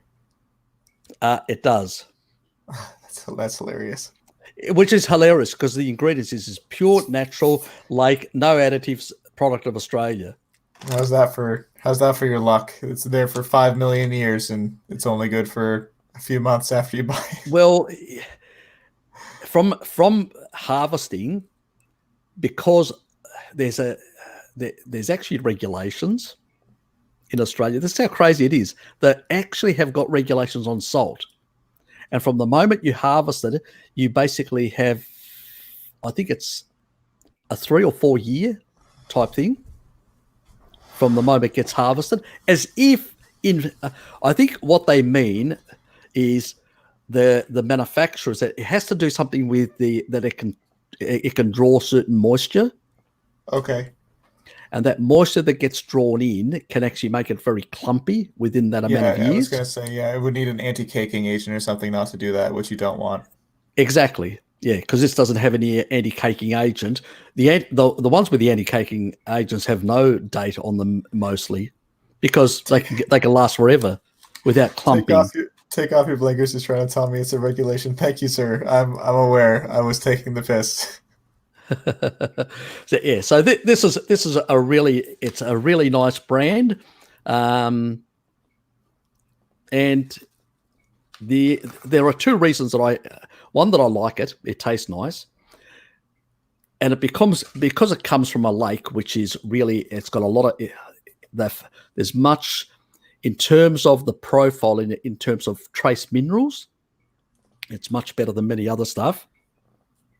And the second thing is microplastics. Yeah.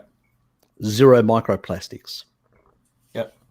I mostly do Redmond's real salt, pink salt, but I do also eat Celtic gray salt occasionally.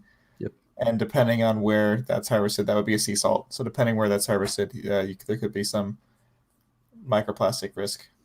Yeah, and that's my biggest concern is microplastics, because again, it's a xenoestrogen. Plus, look, very small amounts your body can detox. That's what the liver and kidneys are there for, to detox a lot of shit. But at the same time, why add to the misery of your body? Right. We there's too many things in our environment that we add, and so we don't need to add more in that regard. I wish you would bring Kate on. Yeah, she's pretty good. Actually, I have interacted with her in the past, like on her, because I subscribe to her and I've actually put comments and stuff like that and whatever else, and she's very receptive. Yep. Well, I'll actually ask her. Nothing lost. I'll send her an email and see whether she's interested. You never know. She's great. I like that she focuses on just very simple, actionable information. Yeah, she keeps it. Her sort of focus is on the actual diet itself, the stuff that you to eat and stuff like that, and she really focuses on that sort of angle. I sort of like Bart. I do the simple. I do it in a more simplistic way, arguing against the bullshit out there and stuff like that, like Bart does as well. But I do it in the more simplistic way. That's why we collaborate a lot, for those sort of reasons. That's why he drags me on and says you could actually explain it in a way most people can understand it. So I get dragged on to, for a number of those reasons, and I enjoy it. And we sort of have a very good interaction because we can do basically a basic sciencey and a more advanced sciencey by him. Right. So it sort of covers all that part for the community. I do my no bullshit type approach. I don't do what I ate in a day. I don't do any of that sort of stuff. It's not really my style. That would bore me endlessly. But it's sort of, we've all got our different niches, you could say, in that regard. So it's good. Now let me flow through here. Now about decalcifying arteries and stuff like that. That was my medical. MK4. Look, MK4 has a role to play with that. Things like L-citrulline also have a role as a vasodilator and improving nitric oxide synthesis, enos, and stuff like that. But I will be doing, I've mentioned that before, that I will be doing in future something that goes comprehensively on the actual protocol, because that would take a long conversation, probably a 45-minute video or possibly an hour video to go through and explain a lot of the sort of stuff. So we won't do that. But yes, MK high doses MK4 on a low inflammatory diet do work. Okay, I've got no more scar tissue in my heart or any sort of fibrotic. That's all. It's all sorted. After 10 years, there's nothing there. And that was based on a very recent January scan that I did. And so when your doctors see these results, do they ask what you're doing? This young bloke didn't. He was just basically more concerned about arguing statins with me. Oh my! So he didn't even ask me about my diet. Of course, had no interest about my diet. His concern was, why am I not on statins? Yeah. So the conversation deteriorated very quickly after that. Because and then I left. Cholesterol's one-dimensional. I left steaming out of that office, as I've mentioned in the past. So, yeah, I wasn't even prepared to have a conversation at some stage because he basically started becoming condescending, as if you're the patient, I will tell you what to do, and you're the dumb patient, and that sort of approach. And I'm going, well, fuck you, mate. And I just basically, had enough. And he said, oh, we'll agree to disagree, and I will note this for your GP. So he was threatening me as well, telling me I will basically note this. It'll be on your file. Yes, it'll be on your file, a big cross. You're being a bad, bad boy, and you need to be spanked. So basically, I was medically spanked in that regard. when my doctor started jumping up and down and pulling her hair out over my cholesterol, she literally told me I was going to die, and also told me that because my father has not died of a heart attack yet, that he must not be my father. She, What? yeah, You're fucking kidding me. she overreached that far. I wish I had the conversation recorded. I would have had a malpractice suit That on my is hands. really that's wrong. Yep. You know, to say, oh, God Almighty. Yep. Uh, And it's God, hilarious. And she also told me that it's impossible for it to be from my diet because just look at me. I'm too skinny. I can't eat enough food. Meanwhile, Look, she's sitting there with a chart in front of her that if she had actually read the paper, she could see that like 5 years ago I had blood work done and my cholesterol would have been normal because I was eating a normal diet. yeah, that's the madness, and that is sort of the cognitive dissonance. When it comes to LDL, I don't know how many more years we're going to have to put up with this LDL myth. But now, yeah, granted, I am a hyper responder, so I do have an astronomical LDL score for what yep. she's seen. It was literally the highest that she's ever seen in her 30 years of practice or whatever. But I just considered it a very simple lesson that shows, okay, thank you for signaling, as clearly as you possibly could to me that your opinion is absolute dog shit, and I will never be back. Well, that's the best response. And I mean, I usually say to people, use the Dave Feldman protocol to basically, if you're a hyper responder, to lower your LDL and your total cholesterol. So, especially if you're in the US, because of insurance. Oh yeah, sorry. Yeah, if I was going for insurance and needed a physical, yeah, I would probably do the Feldman protocol for that. Yeah, and so I mean, but otherwise, I assume my body's making the cholesterol it needs, so I'm not worried about it. Exactly. Your body knows from years and years of evolution what it needs to do, what it needs to transcript, how much it needs to utilize, and it's just crazy sort of stuff. Primarily because people were on an animal-based diet for a very, very long time in the hominin existence, that we didn't need as many receptors, LDL receptors. So the traditional ApoE was 4,4 because you were consuming species-appropriate food. There wasn't, much sugar in there. We still had plenty of animals to hunt. Our hunting animals hadn't declined. And as a consequence, we were eating primarily land animals, getting enough fat, getting enough protein from animal sources. And so circulating LDL isn't an issue, because if you only have to basically remove circulating LDL if it has the potential of becoming slightly oxidized. Yes. So minus inflammation, minus high blood pressure, where's the risk? Exactly. There is no risk. But if you're transitioning as a population and you're including more carbohydrate because you can't hunt as many animals, wild animals, and if you do that over a number of generations because of the mega beast declining, what are you going to do? You will start tapping into other sources in the environment. And those other sources, remember, glucose has a glycating effect of 0.8, so less than 1%. So if you consume a very small amount, which is what they were doing, the body would have responded after thousands and thousands of years saying, okay, the body's taking in too much. Even though it's that small amount, we're talking about, 50 grams, 60 grams, very small amounts, 100 grams maybe occasionally here and there when you had access to some tubers or whatever, seasonal.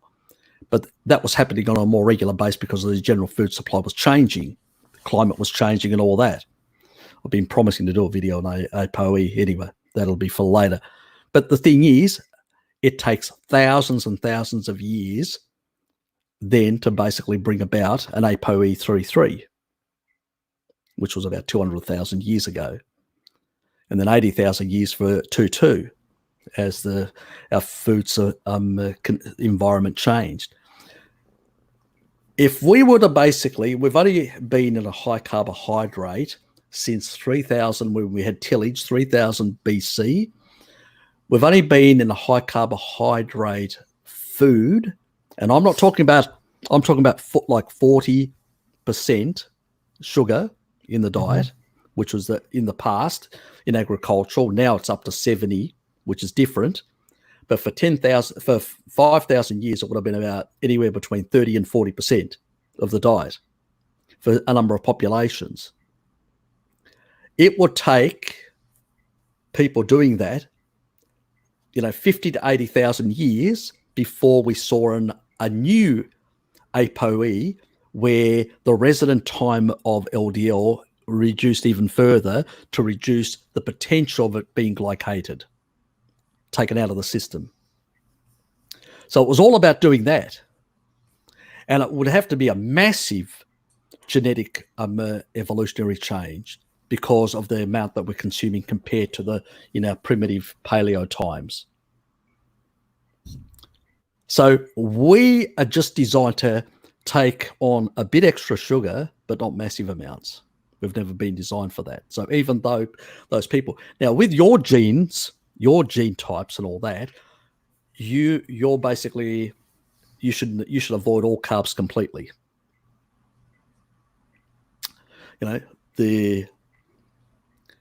So generally speaking, I would avoid, all carbs. But not milk. my milk. Not milk. No, look, milk, when it comes to milk, it goes through 3-4 stages of converting it to glucose. And so it happens much slower. So the actual rate that it's coming in and being is much lower. So the level of glycating potential is very low compared to pure glucose that rapidly comes in. And even that is 0.8%. So galactose, because it's coming so slow, it'll even be much lower to levels where it's just a blip. That's why you're getting, that's why when you're on, a Maasai type diet with milk and stuff like that, you're not going to get highly inflamed. You're not going to get any high CEP, reactive CEP protein at all. CRP. CRP. You're not going to get any CRP. You're not. You're not going to get any interleukin 6 or interleukin 2 type inflammation. You're not going to get any of this that you get from a sugar diet, refined sugar diet to be more precise. So, glucose, glucose basically has a very low advanced glycating effect. When it becomes refined, because it's coming in so rapidly in, you end up getting more advanced glycation end products as a consequence of the speed that it comes in. But normal glucose, like from a potato or from other tubers and stuff like that, is going to come at much lower rate. So you're going to have less of an effect in that regard. It may not be optimal, but it's not going to be as damaging. Now, depending on what other combinations you do, you may be engaging the Randall cycle, creating inflammation from due to a different reason. So that's the sort of the difference between the two. Okay. So the iodine they put in salt typically evaporates. Look, get it from eggs, get it from dairy, get it from seafood. I think there's a bit of iodinized salt can be an issue in terms of getting too much, especially if you're on a low carb diet, on a ketogenic type diet. You may end up, getting the levels too much. That they put in salt are meant to correct deficiency in the population. So it could be too much pretty easily, I would think, if you're getting it from other sources. Yeah, precisely. Because if you're getting it from food sources, and then you add in more, it can be a problem. Yep. Was he on there? I didn't see him.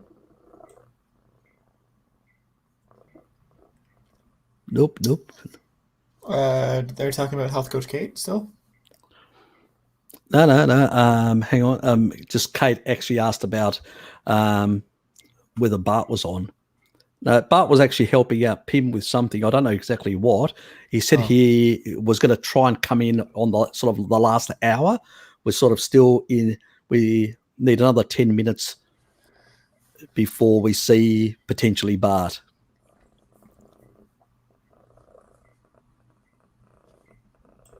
Yeah, she's a really nice lady. I've got a lot of time for her. I really like her.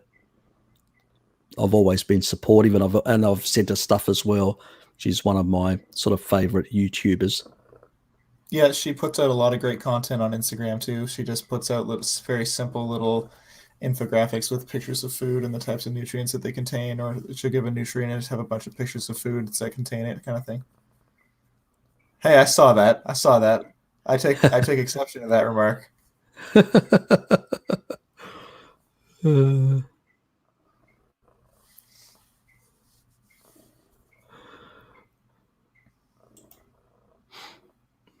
This crowd.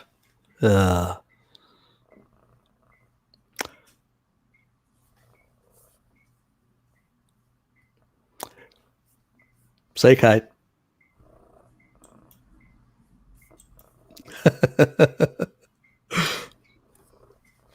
The T2000, of course, the liquid mercury one. That's it, exactly.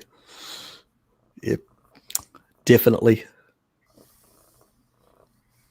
Uh-oh, you've got everybody talking about raw honey being beneficial and also being sugar. Uh-oh. Can't be two things at once. It can't help people and also be sugar. Nah, look, it is an anabolic, and g'day, mate.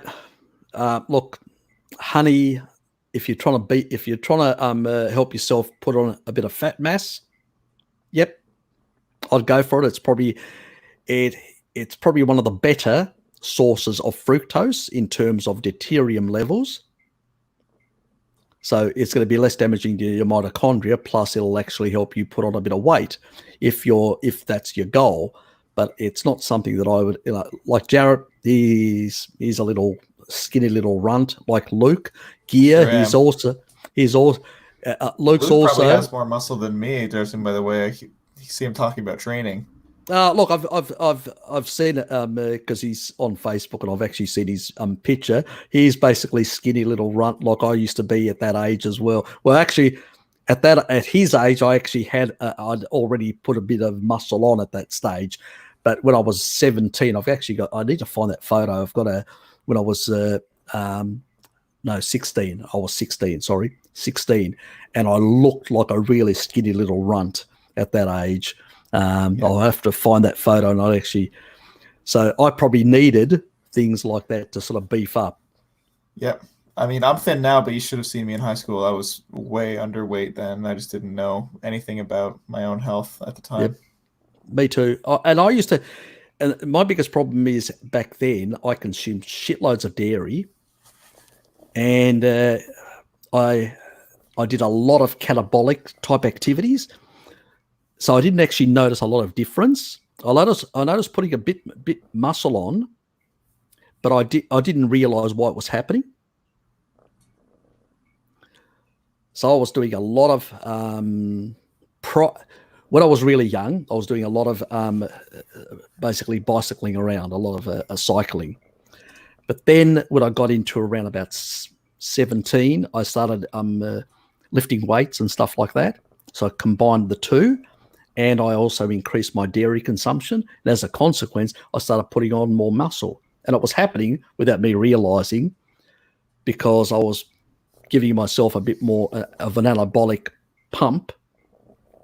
And at the same time, I was doing these exercises that were basically, but I was actually really still lean. I didn't have much fat on. And I could go through a lot of dairy and a lot of different foods because I was hungry. I needed them, because I was doing so much damn exercise and I was burning off so much fat most of the day. I'd go out and I'd be cycling for a couple of hours. So I wasn't eating at all. I was just burning through stored fat, and I was skinny as a runt from the beginning. So I was struggling to put any weight on at all.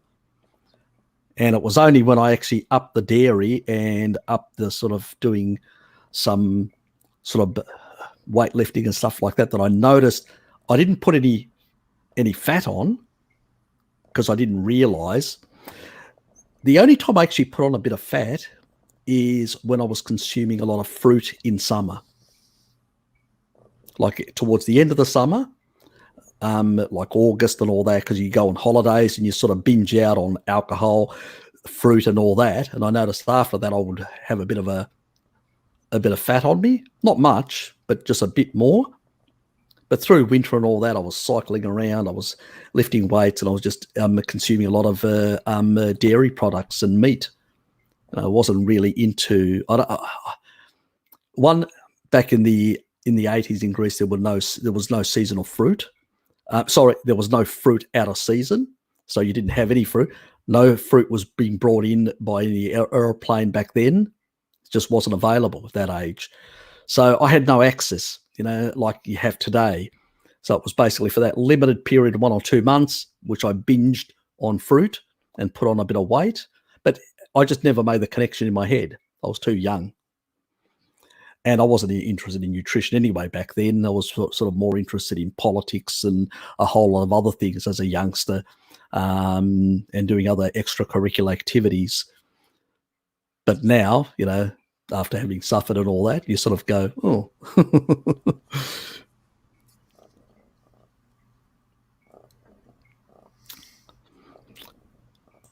So everybody's putting their details up there.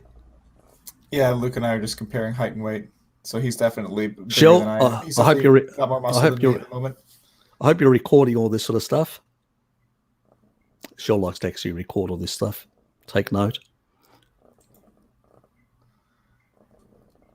I was about 10 pounds heavier than that about 6 weeks ago, maybe a month ago, before the gyms closed. I can actually relate to that. It was only after in my early 30s that I started putting weight on, really putting weight on. But that's on a sad diet. And I was less active by that stage, because I was already working as, in mapping at that stage, because I started in my late 20s in mapping. And so by that time, I was, you sit around and you eat shit all day long. So, it didn't take very long. That was a surprising thing. By my late, within a decade, I'd put quite a lot of weight on. And by mid-40s, I'd really put on a lot of weight. I'd really ballooned out, so it took about 15 years to really put on shitloads of weight. But, even though I had put quite a bit of weight on, that wasn't the biggest driver, because, I didn't have any, excessive triglycerides, because I wasn't, heavily into consuming sugary stuff. I was more savory type person. But I was definitely engaging the Randall cycle by the foods that I was eating. But my key culprit was the seed oils that I was basically cooking everything in, because I thought they were heart healthy. That's what the logo said on the brand, that it was heart healthy from the Australian Heart Foundation. I should be consuming this, and I shouldn't be consuming any other fats. So that's what I did, like a lot of other people, unfortunately, and caused most of my health issues. I think everybody's got a similar sad story.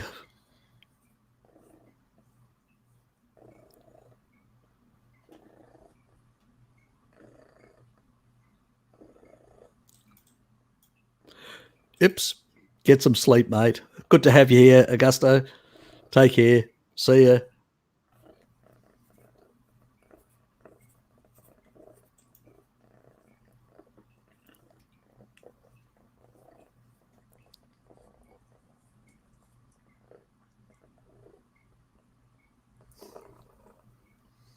Just going back a bit to see whether I can find anything that I sort of missed.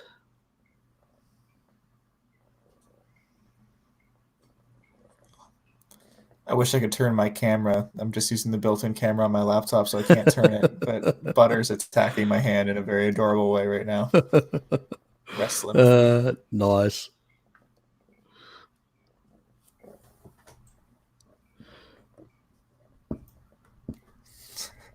Yeah, I was just on the LDL. Yes, it's crazy. It's going to take a long time before we get off that bandwagon within the official.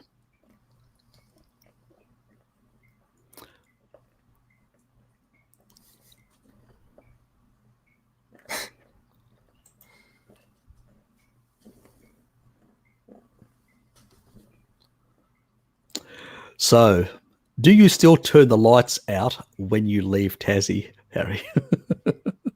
What lights? My lights? Depends in whether I'm in a horizontal or vertical posture.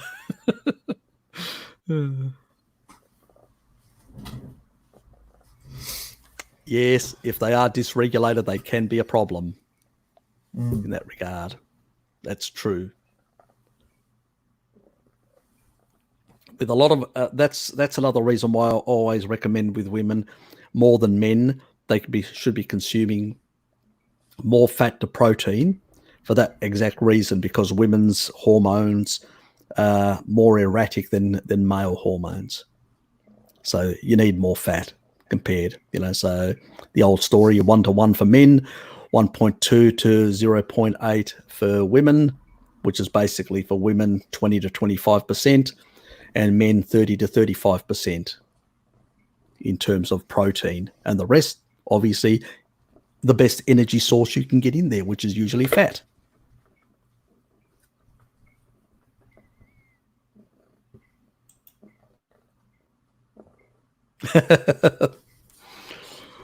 Oh, that also can be fun, depending on what sort of dragon we're talking about.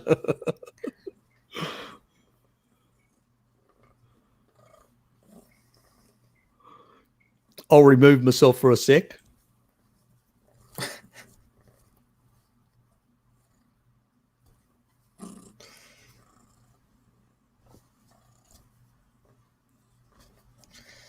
She's a cutie.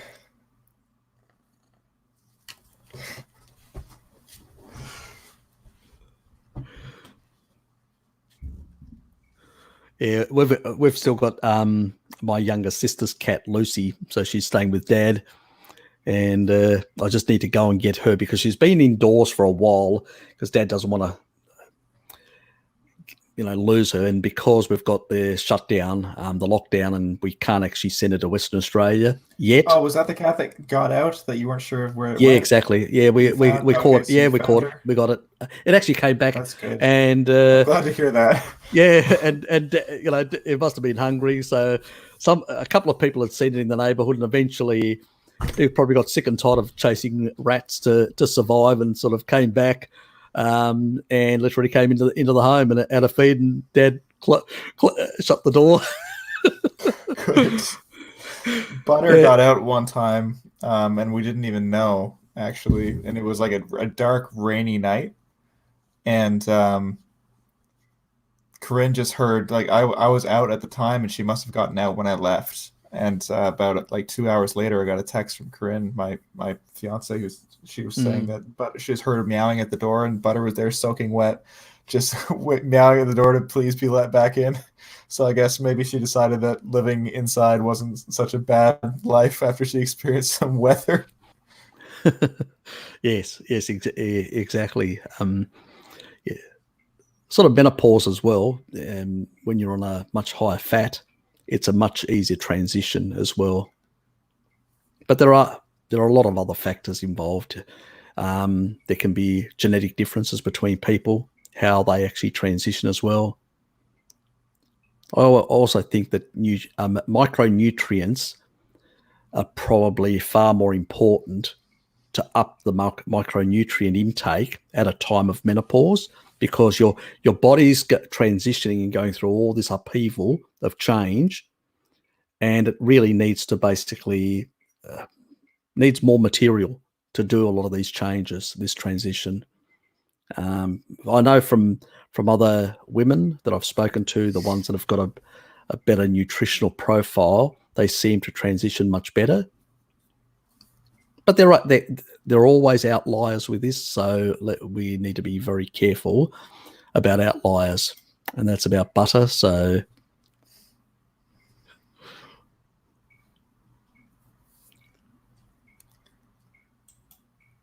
I can only all I can do is shake my head. Not yet. Meat's not that scarce in Canada yet. Exactly. I'll keep you posted.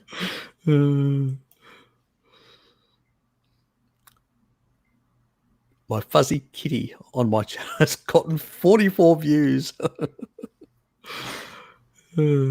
Actually, the what's Kate's cat called? Zeus. That's it. Yes, Zeus. that Yeah, Himalayan she's got. Siamese.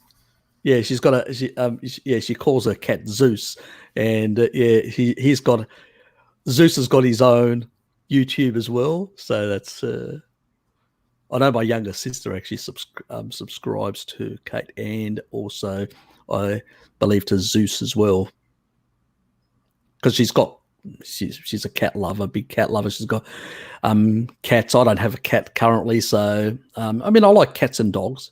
I mean I grew up with both animals,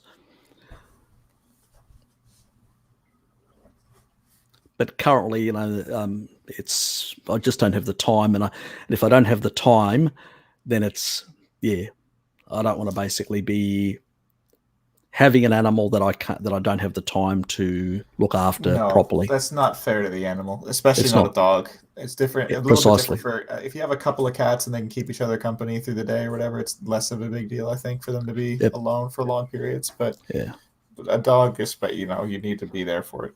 Yeah, and I sometimes travel, which is another problem.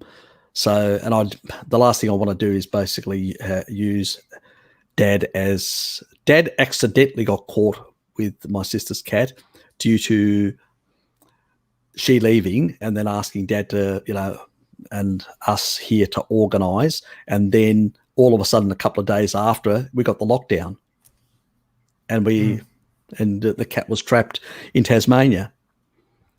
So so it's been, but Dad's a pensioner, so he's got plenty of time, and he likes Lucy. Keeps him company as well in the evenings. She goes and sleeps on his bed. So they both got each other. Oh. And we had plenty of cats when we were young. So probably two of my cats would have been Sooty, one of my favourite cats, and the other one was Socks. And Socks was a part, it was a part Burmese cat, and he had these little, the black, and then his legs were white. White toes, yeah. Yeah, so he ended up with the name Socks. So it was, but he was smart.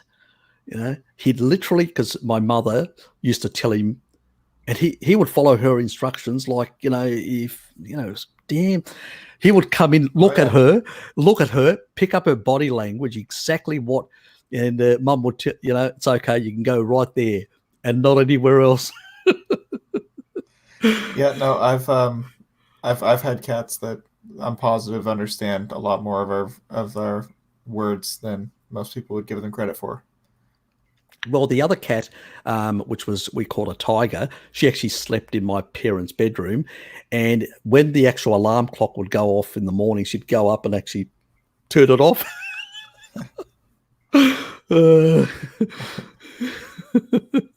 She'd let it ring for a while and then go. When my parents got up, she'd get up there and turn it off. What service?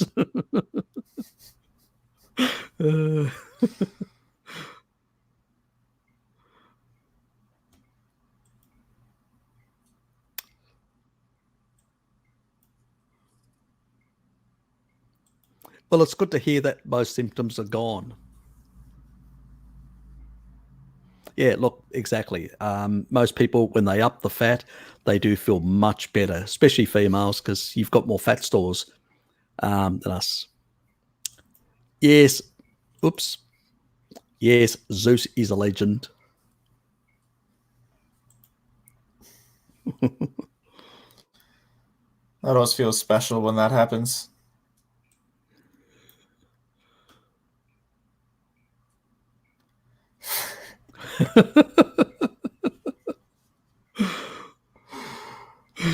A lot of things. I'm Is that I'm a not is that a I'm pet donkey? I'm not even touching that. It's a pet donkey. Do you want to make a must do be. you want to make a comment? Probably is. Say no more. Oof.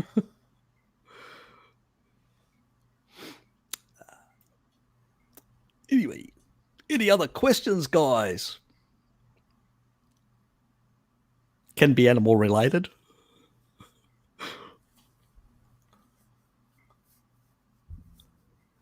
Yes, but what we need to do is with Lucy, I need to go and get some vitamin D drops for her food, for water, because she's indoors for too long. Mm. And cats and dogs, they have to be outdoors, and actually all animals that have got hairs, and they actually produce on I think it's the tips, and just slightly below the tips is where they actually produce the vitamin D, and then they lick it, and that's how they ingest it. Oh, that's interesting. So they have to be outdoors for that reason. And she hasn't been out. I mean, she's been going around the window, but I said to Dad, has she been licking herself enough? And he goes, oh, look, I don't think so. And then I spoke to my sister. I said, look, I'll have to go and get some drops. So I'm going to pop down tomorrow, which is Monday, in Hobart. And it's not very far. It's about what is it? It's about a 15, 16-minute walk to this outlet that actually sells all sorts of type cat and dog type products, and they specialize primarily on domestic cats and dogs for most of the stuff that they do have a few other things. I think they may have been branching into aquariums, but it's primarily their focus on cats and dogs in terms of their product line. Okay. So basically, I'm going to go down there and try and get some vitamin D droplets and try and help in that regard, because obviously I don't want anything to happen to the cat. Do they have to be a specific form for the cat, or does it have to be a cat version of the vitamin D? I mean, like look, I know that the cats require it, and Lucy used to be outdoors all the time, so didn't have a problem. But I don't really know enough about supplements, so I'm going to ask them or get advice from them. I mean, they may know more about it, that you may be able to use other options. I don't think you can actually use like the sort of the ones like the stuff that are for humans with.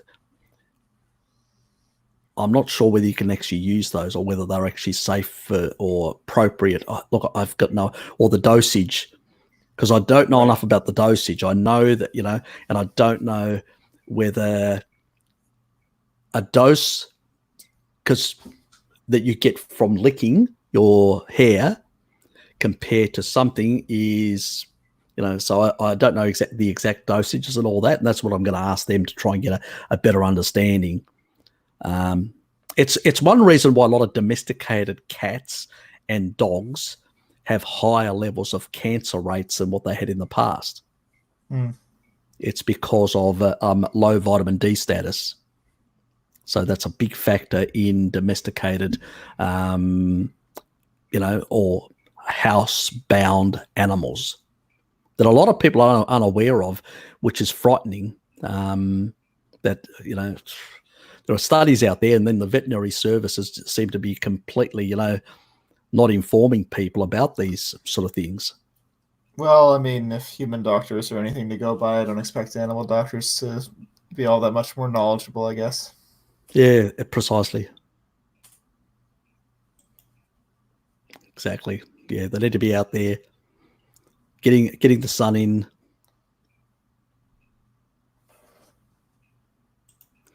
So, Harry, what would you think about? Think would be the most gut healing way to end my long fast? I'm on day 17. Well, bone broths. Bone broths would be the best way, especially chicken bone broth. I would recommend because it's got higher levels of hyaluronic acid, and the sort of it's got a better profile, and you're going to get more because the bones tend to be softer, so you end up getting more minerals, and you end up also getting more of the collagen type proteins in a much larger amount compared to other bone broths. Because a lot of the commercial stuff, or unless you're doing it yourself, a lot of the stuff that's out there, if you look at the amino side of things, it'll be higher in the softer type bones sources than in the harder bone sources, because there's no profit in basically cooking or doing bone broths over multiple hours. They only do for 1 or 2 hours, the processes. Okay. So you end up with things which come from turkey, like a carcass from turkey, a carcass from chicken will leach more of these aminos and minerals out compared to a carcass from some other animal, a ruminant. So that's the difference in terms of your micronutrient profile. Plus, you need those extra aminos, which are very help you with your rebuilding of your mucosa layers and your gut lining as well as you're coming off, because you do lose some of that, and you need to sort of help rebuild and restore, and you'll end up better off by doing that. So I would start with a bone broth. I'd have a second bone broth later on. I would possibly introduce foods that are much higher in the collagen type amino acids like glycine and the likes, and so I would also consider doing like an egg soup as well, and then sort of transition to things. So once you're in your sort of second day, look at something like, rather than heavy steak, I wouldn't do. I'd do something like small amounts, like soups, and small amounts of meat in it. So especially ground beef or ground type meats. So I'd incorporate that in a sort of a soup, and then you would increase over the subsequent week. You would increase the amount of every day in terms of meat, and you would basically just swing within about 2 to 3 days. You would swing back to a normal diet. That's the way I would do it. And that would be much more easier on your digestive system. It would give your body enough time to basically create the enzymes that are required to be able to break down this food that's coming in. And because when you do a very long prolonged fast, your body would downregulate a lot of these enzymatic processes, so they need much more time to come back up. If you do a 3-day fast, not even an issue.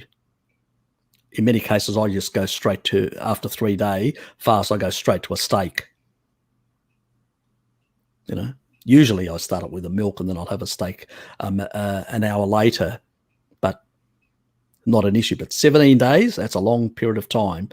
So you really need to, your body would have down-regulated a lot of that sort of stuff, because everything goes down. When you do a long fast period, your reproductive system gets down-regulated, everything gets down-regulated,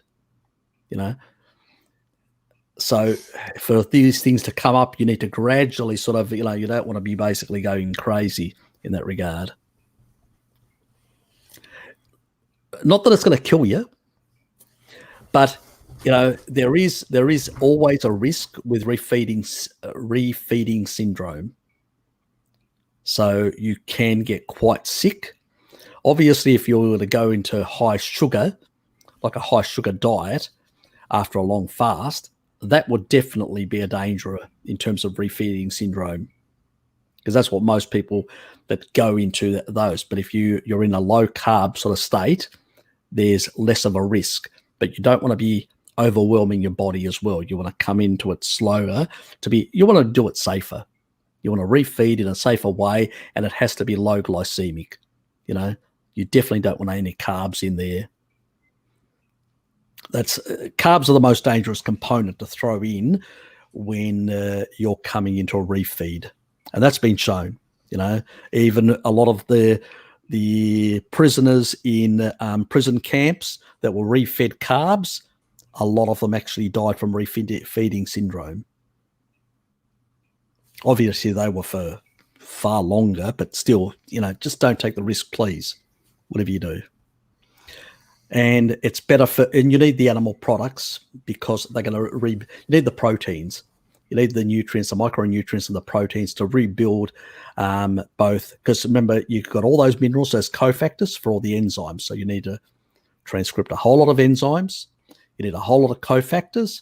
And you basically need to rebuild your mucosal layer within your intestinal tract. So, and that should be done within 2 to 3 days and not rapidly within 1 day.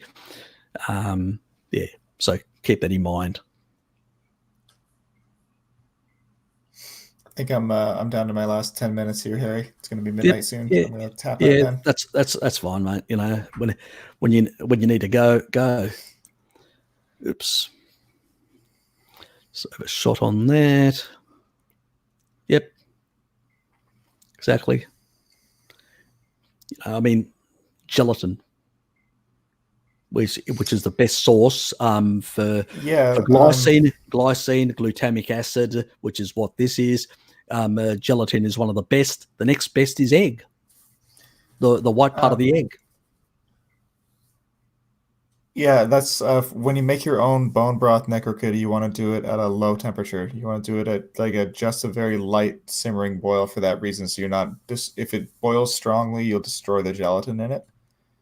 It'll still work, it'll still be nutritious when you drink it. But if you're going for the gut healing qualities of it, you want to do it at low temperature, and you want to add a little bit of vinegar as well to help those that mineral content.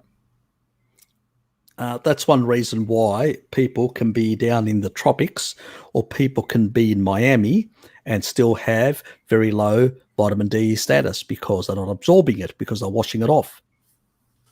Interesting. Yep. Well, you have to think about it. It's a fat soluble vitamin. So you use basically soap.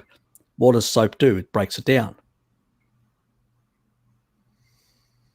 So water, just plain water, and then just washing your armpits and around your genitals and stuff like that would be a much better thing to do, or your hair, because we don't lick our hair, obviously, and your hair is probably the best things in terms of smell.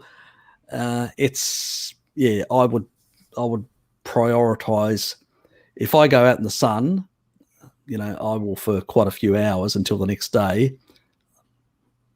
And if I wash in the evenings, it's basically armpits, genital areas, and my hair.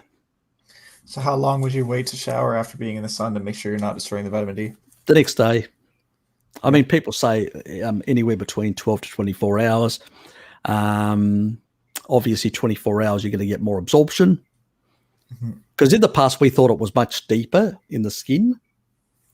but now we realize it actually happens on the surface. So your body synthesizes it, and then it kind of soaks in over the next It day. exactly. It absorbs it slowly. And Interesting. so and the problem is today people wash far more often than in the past. And so our modern lifestyle means we overwash. It's because we're in an environment where if you basically have a bit of body odor, people are going to look at you funny. And I've seen a lot of anecdotal evidence too of people who switch to a carnivore diet and notice they have far less body odor. Precisely. Plus, if you're that is to say that the modern sad diets are literally making people smellier as well. Yeah, or farting. Yes, one of the two. Both. This certainly doesn't help.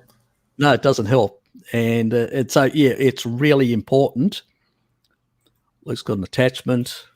Oh, Let's check it out. That's what I was waiting for. I can go sleep peacefully now once I see this.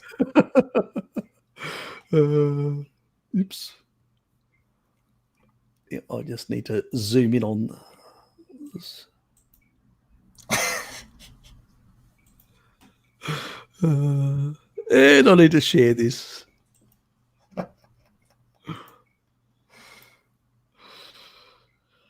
Okay.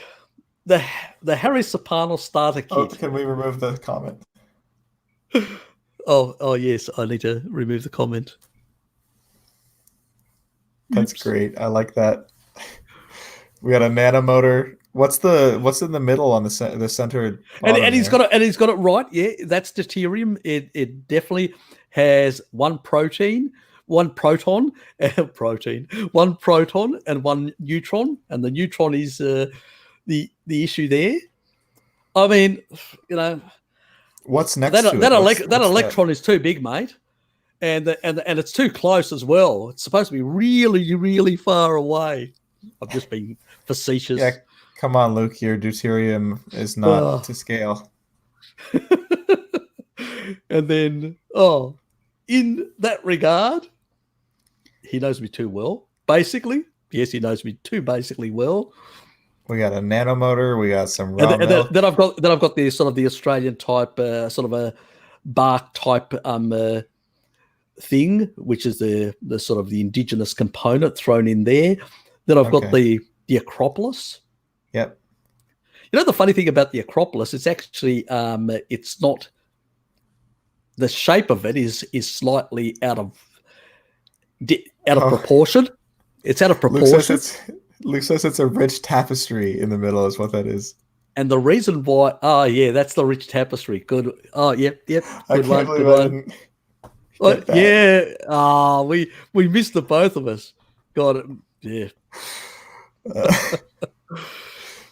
Thank you for risking ruining the joke by explaining it to me. Exactly.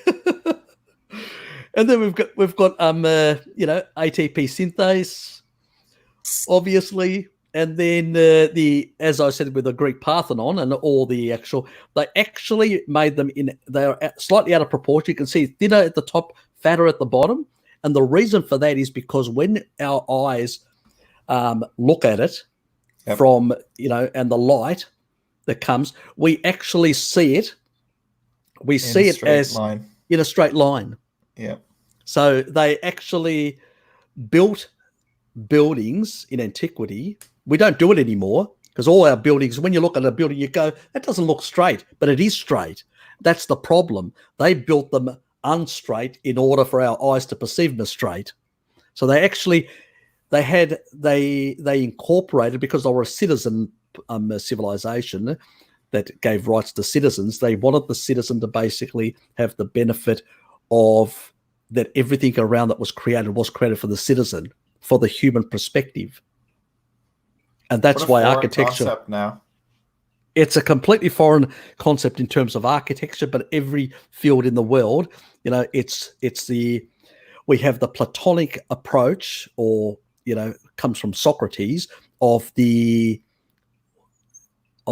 basically the philosopher kings who sit on their high pulpit and basically tell us how to run our lives.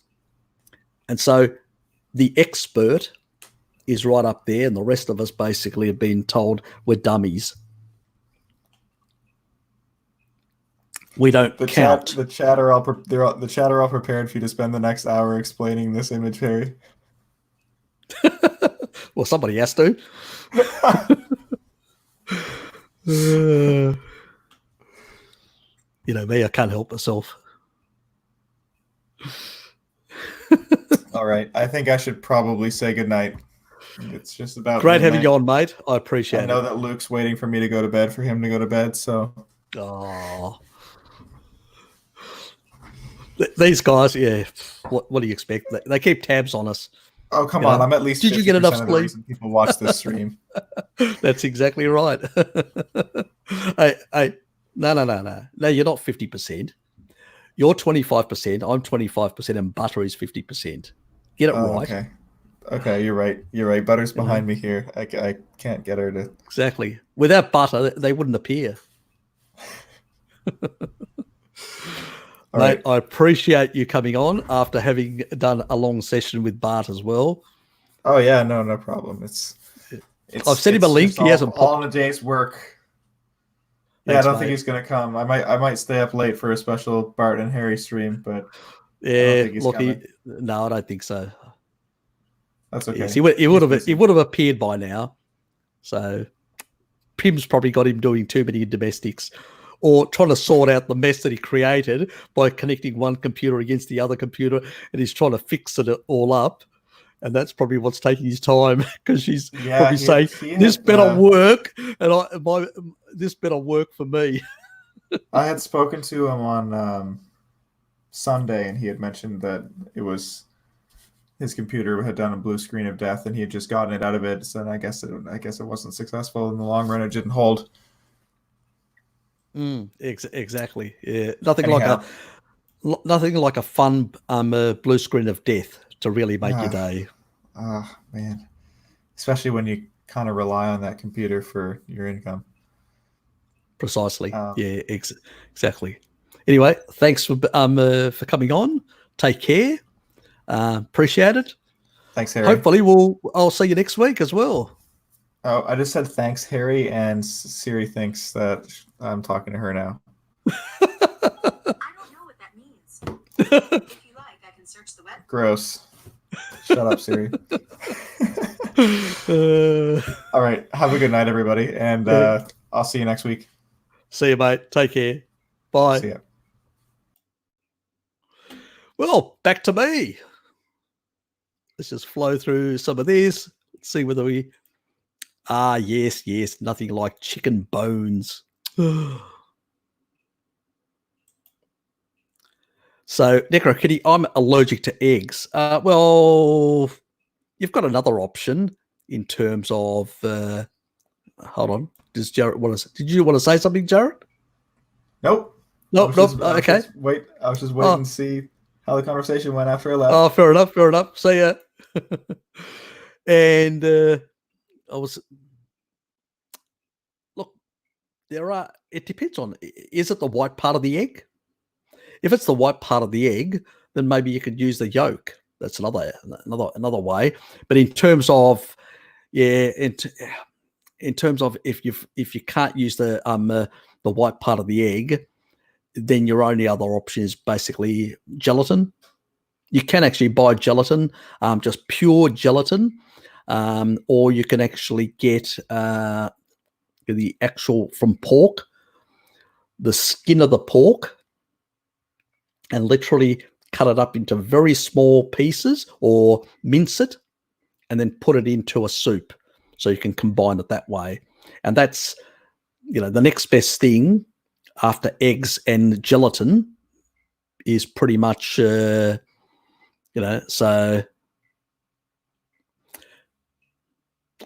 Bart couldn't get it happening. Oops.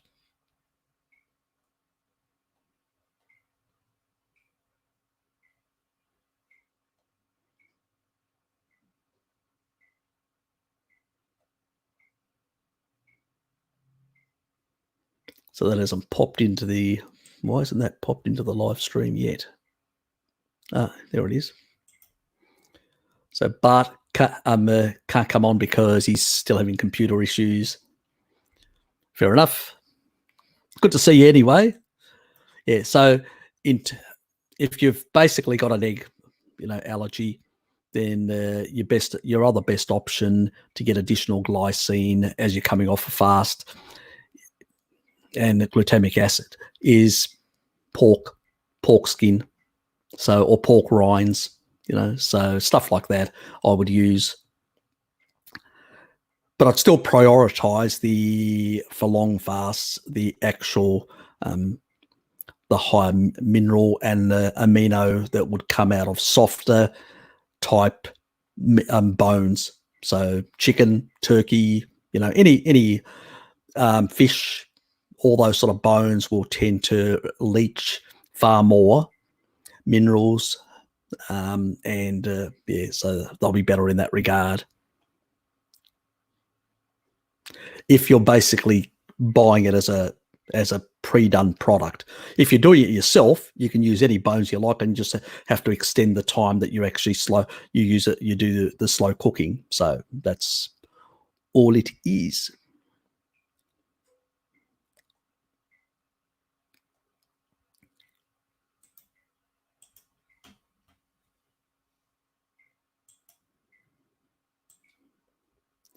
Don't know whether Bart saw this. I'll quickly share that for Bart. Another one of Luke's, mate. Another one of Luke's.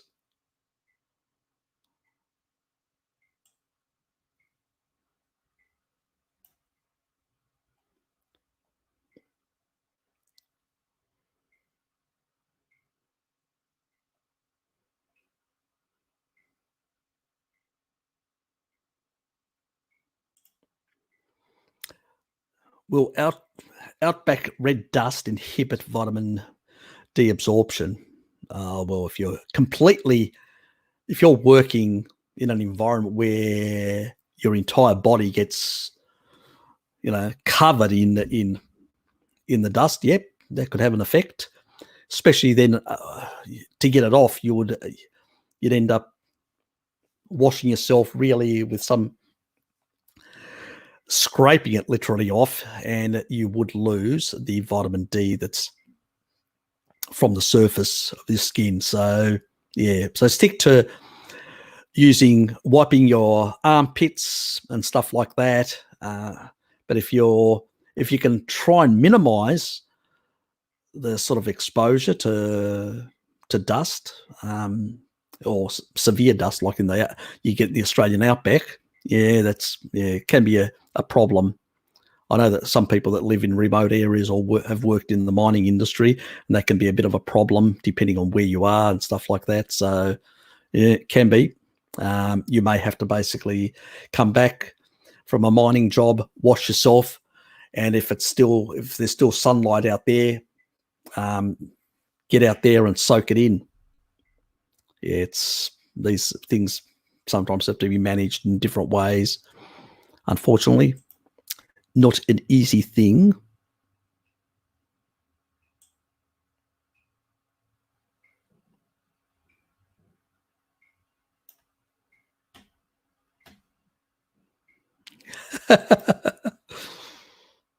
Oh, that's a bit harsh, isn't it?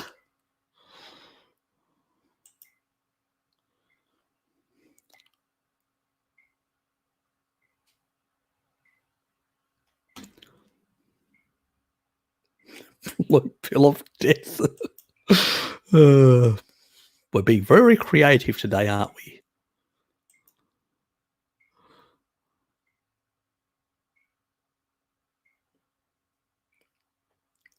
Okay, let's swing the end further here.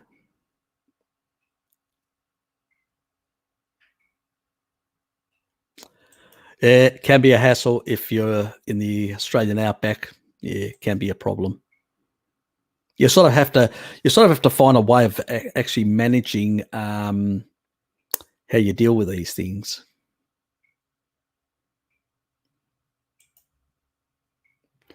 Daniel.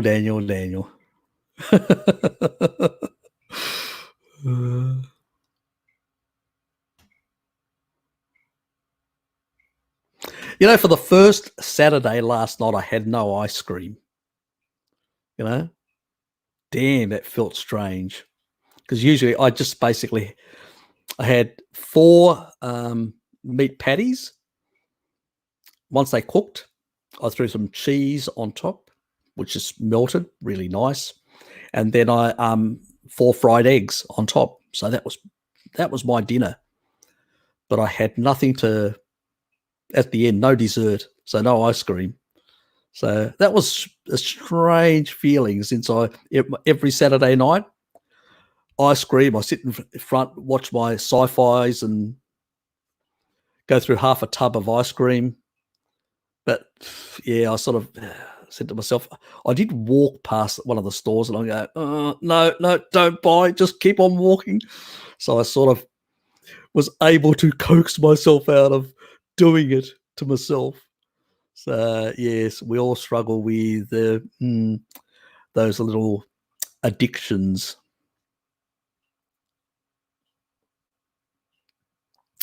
Yeah, you should be able to get anything.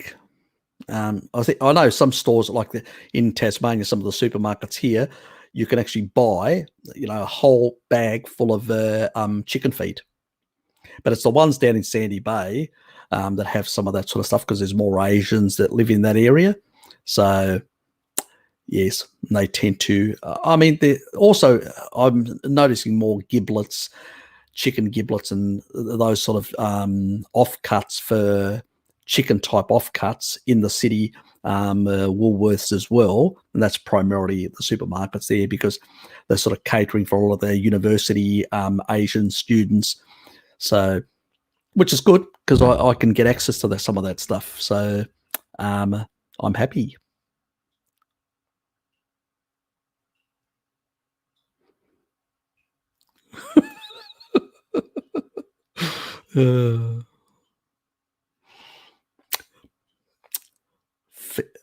Yes, heads and feet.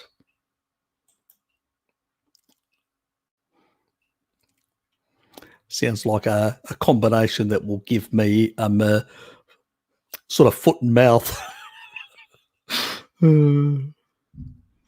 Bart would know that joke. Sheep in Tasmania. We got plenty of sheep here, and they got plenty of sheep in, especially New Zealand. We'll be kind to our New Zealand brethren. I'll say no more.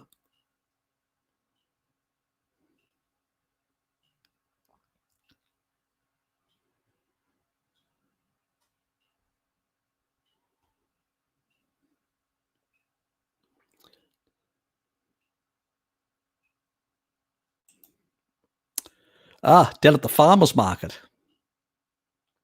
Is that back?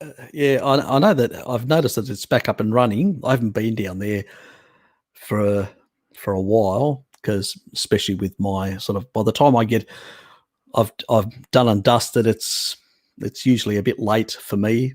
I used to in the past, but when I've done my Saturday stuff in the past, I used to go down there. But then because it got shut down for a while, so yeah, it's a good market because you get some stuff from the Huon Valley and those sort of areas, and some stuff you can't get in the city, which is good.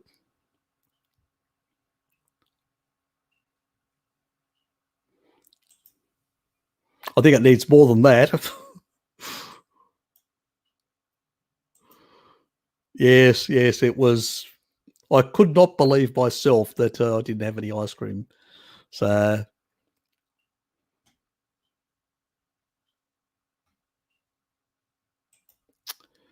yes, eggs, burgers, and cheese.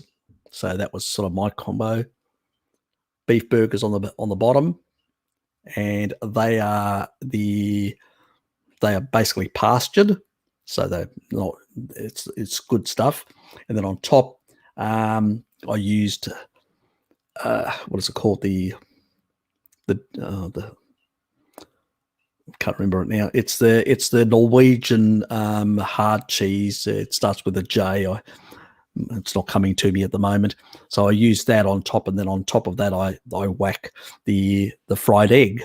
So the fried egg was still, it's just the base of it. So I had it, the white was cooked, but the top part of it was semi-cooked, the yolk. And so when I busted it, it just sort of cutting into it with a knife, it sort of just seeped into the meat, the yolk and all that, which was really nice.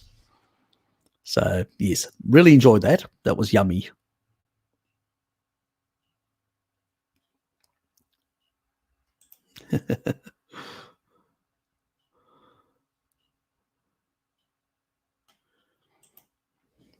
Good for you. Yeah. Look, it is really interesting.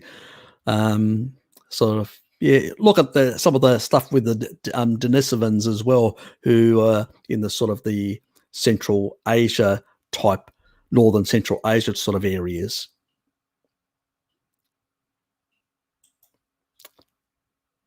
Oops. Yep, that's it. That is definitely it.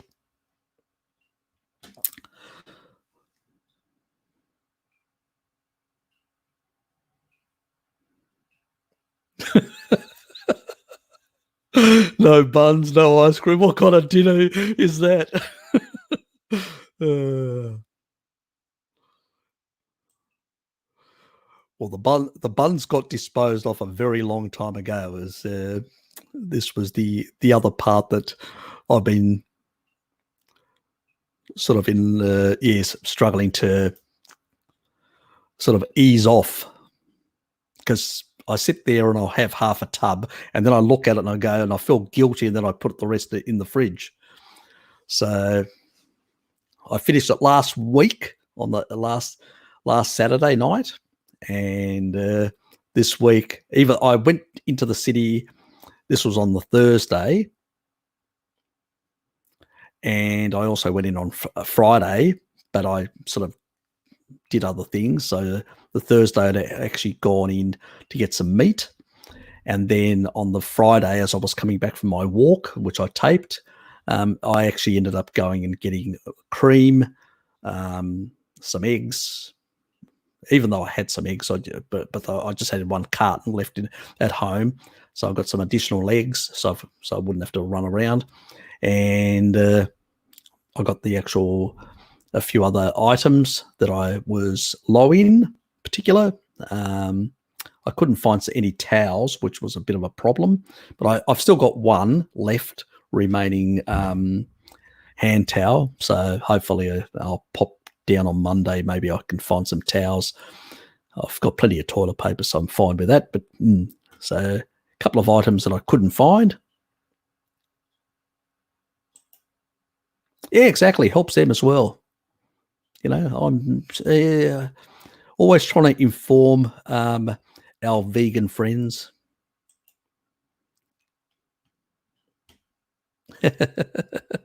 Oh, we could actually. Yeah, we could call the yolk a gravy. Its consistency is quite similar, as long as it's runny. Yeah, we could. Yeah, I really I enjoyed it. Really combined well. But the moment I didn't take the actual.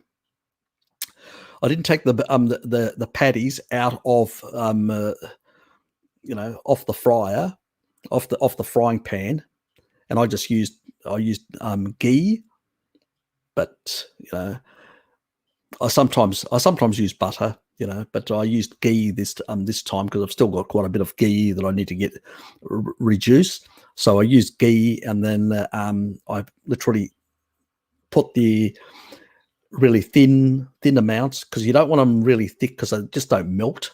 So you want really thin. So you just have to. I've got a really sharp knife, and I'll just cut really thin slices of the actual cheese. It's hard cheese, and I'll put the layers in, one direction in the other direction, and they will just slowly just melt. And then I've got the actual. I'm cooking the eggs, and then I'll take the eggs out of the other pan, and then I'll throw them on top. And, then obviously I'll be eating right after that. So, yes, very nice, very enjoyable.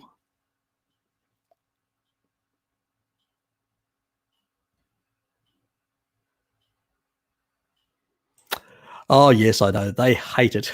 Because the thing is, we don't have to prove anything, because we're not religiously lunatics like they are. Having a bit of plant matter in terms of herbs and spices or a bit here or there isn't a big thing within our community. It's normal because we're sort of a large, there are people that do more carnivorous and less carnivorous in the low carb, keto, and carnivore community. And we're a very much, and paleo as well, we're a very much big umbrella and big family. And we pretty much, we have our disagreements, but they're basically on nutrient density, on food combinations and things like that. We don't exclude completely, the sort of carbs out of it. Some of us still consume dairy and stuff like that, so we're not as we just consider it more optimal, but we're not hostile like they are. And obviously, when you bring that up, they really freaking hate it. One, the ancestral side, which they can't shoot down. They always come up with silly things like, oh, there's these little populations here, and when they took the measurements, they didn't do it right. Yeah, that's one out of hundreds of populations around the world where they've done this isotope analysis from different periods of time. You can't dispute that.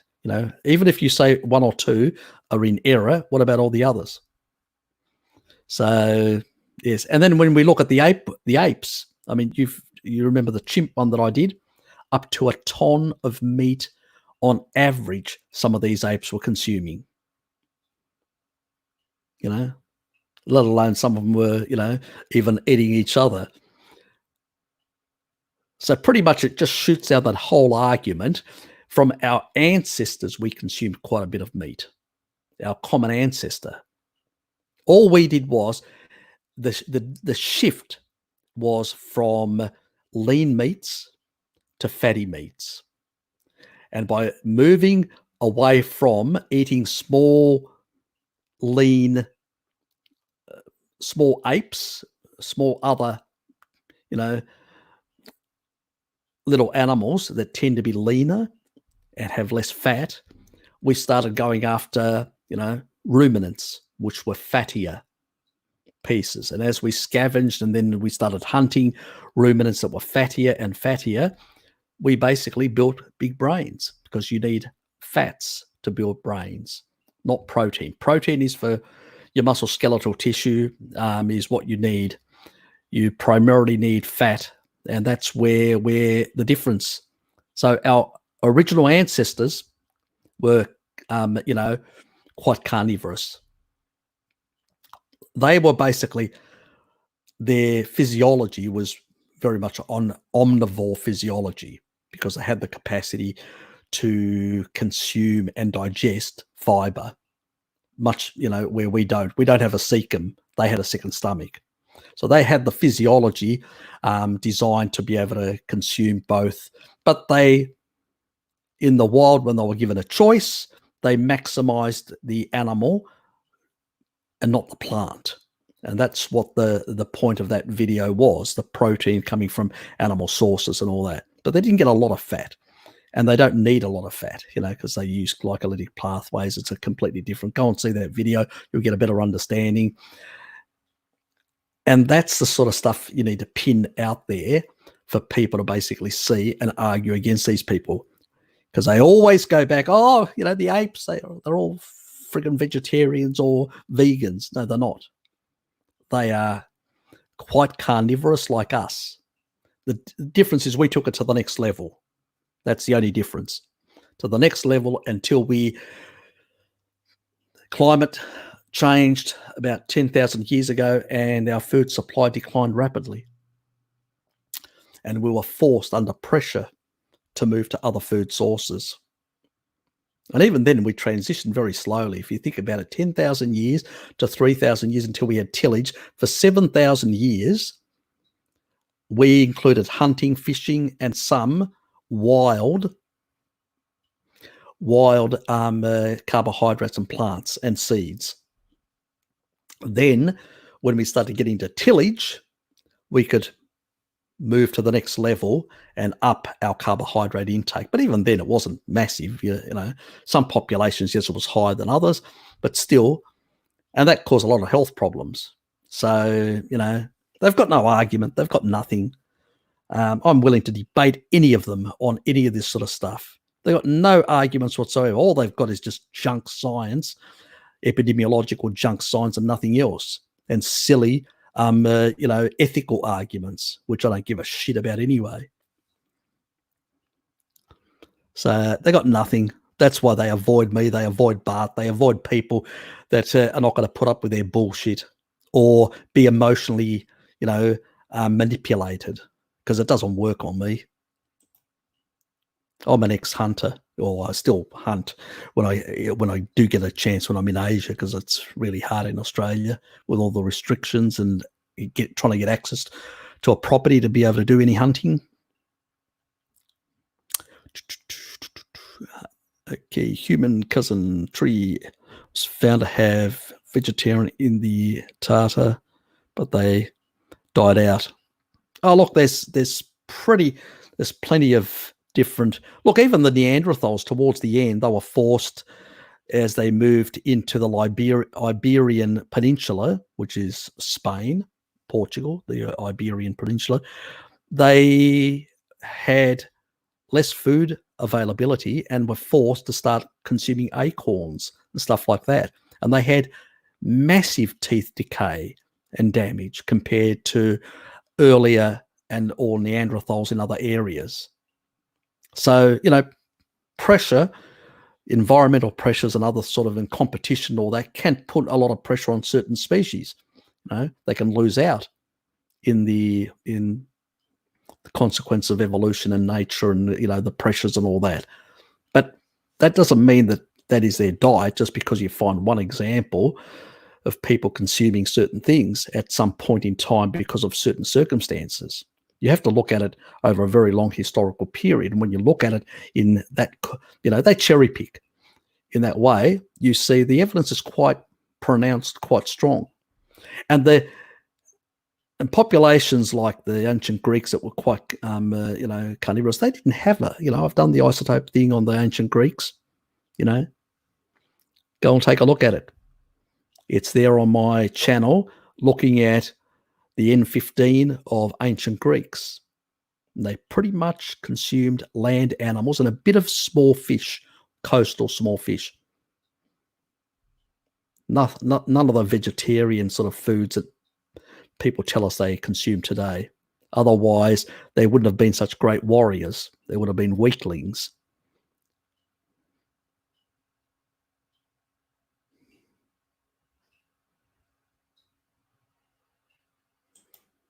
I did, didn't I? God, so disrespectful, aren't I? Awful. I'm really awful.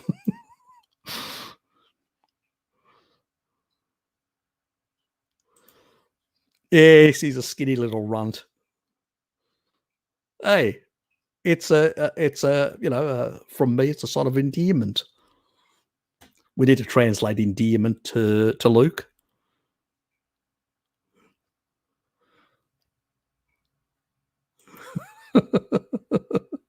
No, the veggies lie. Don't stop lying. Yeah. Yep, the veg tarts, yes, it is their way of life to basically just talk absolute crap and nonsense.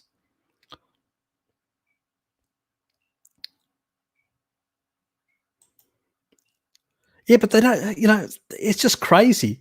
They cherry pick. They find little examples and they go, oh, look at this, look at this. And then you go, what about all this edifice of archaeological evidence going back you know, millions of years to today? You know, what, one or two examples? That's just nonsense.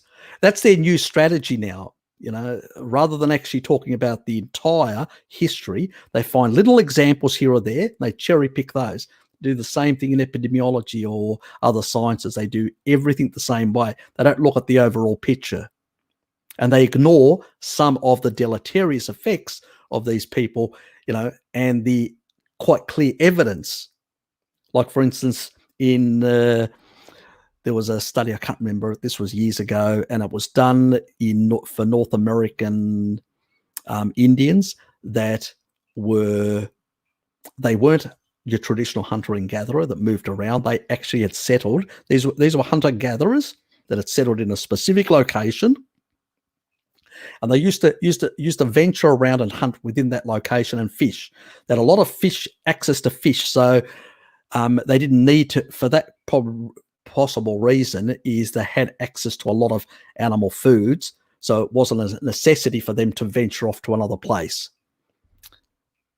They looked at those people, and then they compared those people who are further, who are related to them at a later stage, who were agriculturalists, and their levels.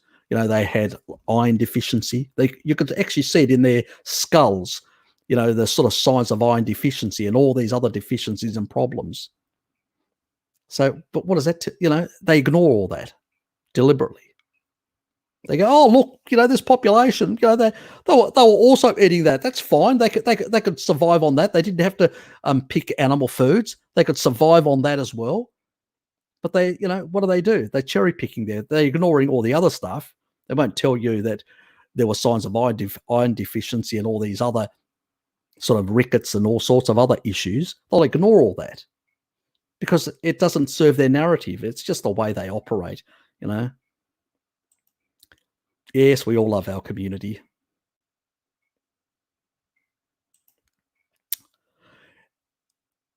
It's basically a nitrogen isotope. So, things that are basically come from plants will have a higher N14, and things that come from animal sources will have a higher N15. You still will have some N15, some N14 in you as well, because you'll get it from the animals that you eat. But you tend to have a very high level. When you have that high level, then that's the difference that they're actually comparing and looking at it. If you want to really get a good understanding, take a look at the one that I did. Bart's done a couple. I've done, one on the ancient Greeks on my channel. Just check that out, and I go into some of the details and explain some of the stuff, so you'll get a better understanding how to view it. So, if only man, my abs are barely visible because I'm still on a starch-based diet. Yep. So, yeah, you definitely need more meat. You definitely need more protein. You can't build muscle without protein, So you got to get more protein. And you also need, once you've done a lot of exercise, you need long sustained aminos pools in your system to maintain longer muscle protein synthesis. And that's why I say the old bodybuilders method of raw milk and eggs and stuff like that, and combining that and making you've got the recipe, make it and have that a number of times a day will basically create far more anabolism and more sustained muscle protein synthesis. You can use a casein supplement, but a casein supplement will only provide you with 4 hours of muscle protein synthesis. That method will actually provide you with 7 hours. So you'll get more, you'll get better results anyway, without having to basically use other sort of anabolic, drugs and whatever else, which you don't want, because they cause a lot of health problems in the long run.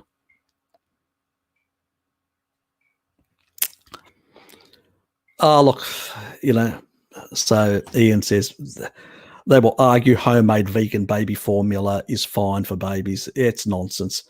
The smarter vegans are the ones that actually put supplements in their kids' foods, and so they heavily supplement those kids.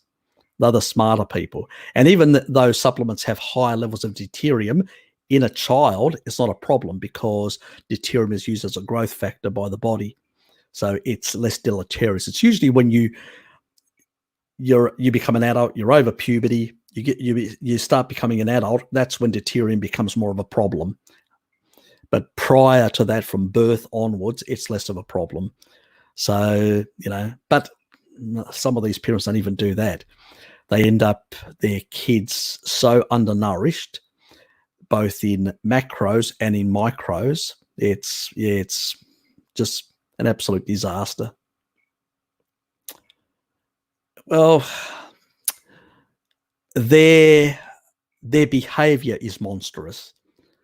They are just basically brainwashed, unfortunately. I don't think they're evil people, in any way. They're not. I just think they're brainwashed into this cult. And when people are brainwashed into a cult, they do really stupid and crazy things to both people who they love, and yeah. So really, that's the thing. I don't like. Yeah, I wouldn't demonize. I wouldn't sit there demonize and say they're monsters and stuff like that. They're just brainwashed to this misanthropic cult, and they're just doing crazy things. It's sad, to say the least.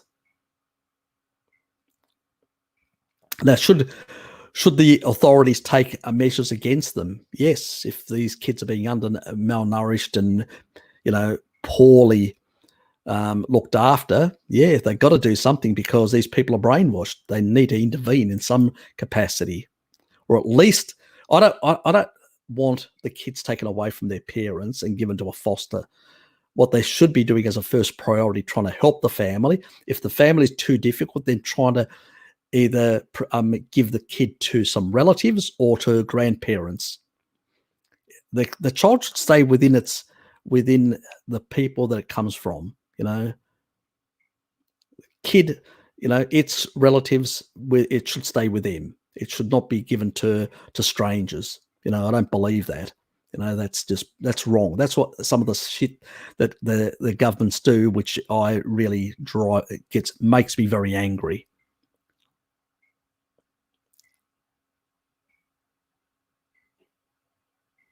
Yeah, look, I agree. I completely agree. None of us care what Stench does. Stench will basically, do the roids, do all sorts of powders and crap and all that, and he'll wrinkle up and feel like and be like shit and keep his crap going for some time. But a baby's got no choice whatsoever, none whatsoever. So yeah, it is criminal. That's true. But at the same time, we have to be a bit sympathetic that these parents are also brainwashed. And the doctors support the vegan formulas. And yeah, look, I agree that they are the real criminals. People that are recommending, like Joel Con, Dr. Con. So yes, people like that. Yeah, look, they abuse animals because they don't give them species appropriate food. See you, Luke. Thanks for the image, and thanks for being on and your support. Thanks, mate.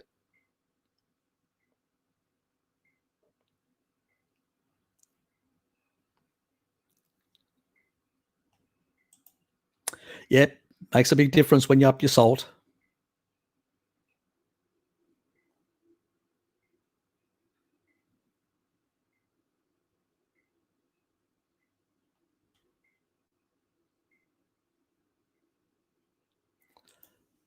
Yeah, what is it called? The Paleomedicina in Hungary. Yep. So they definitely get some really good results. A lot of their stuff is therapeutic, and it's not applicable for everyone. We need to always forget. Yep. It's crazy. Yep. That's worrying. Could that be construed as animal abuse?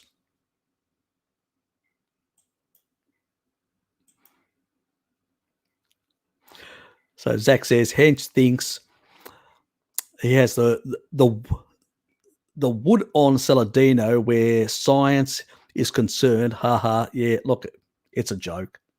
Saladino could basically kick his ass anytime, any place, anytime. Saladino's a very smart bloke. He's got a very good understanding of the biochemistry, and even other areas like in biophysics and stuff like that he's looked into. He's a smart, cluey guy. So Hench, what a joke. And the other, there's a lot of jokers out there that talk just shit.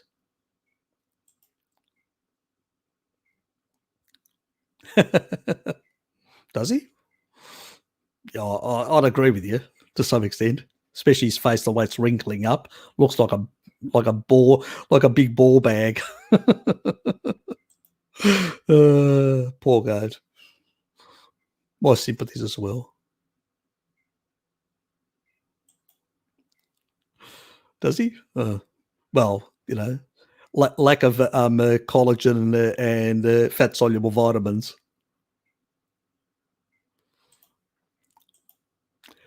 Well, the goat's getting a lot of sympathies, which is good.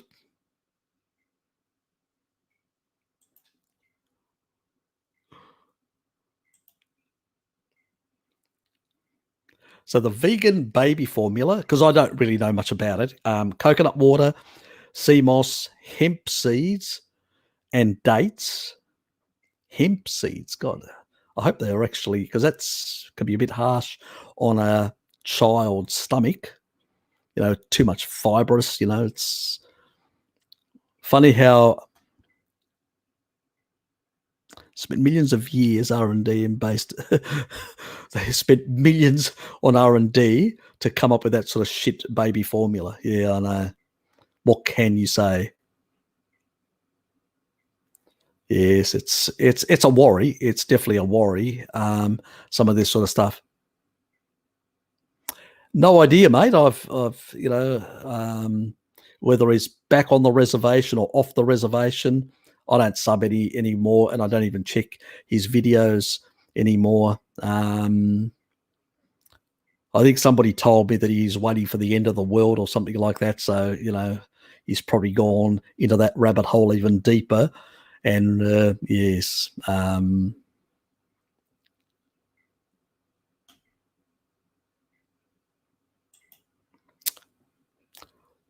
he had a stroke of genius, did he?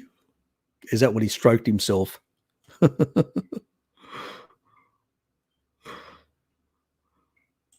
Oh, yeah. It's great for all stages of life. Definitely is. G'day. Lean ground beef. Yes. We don't want it too lean.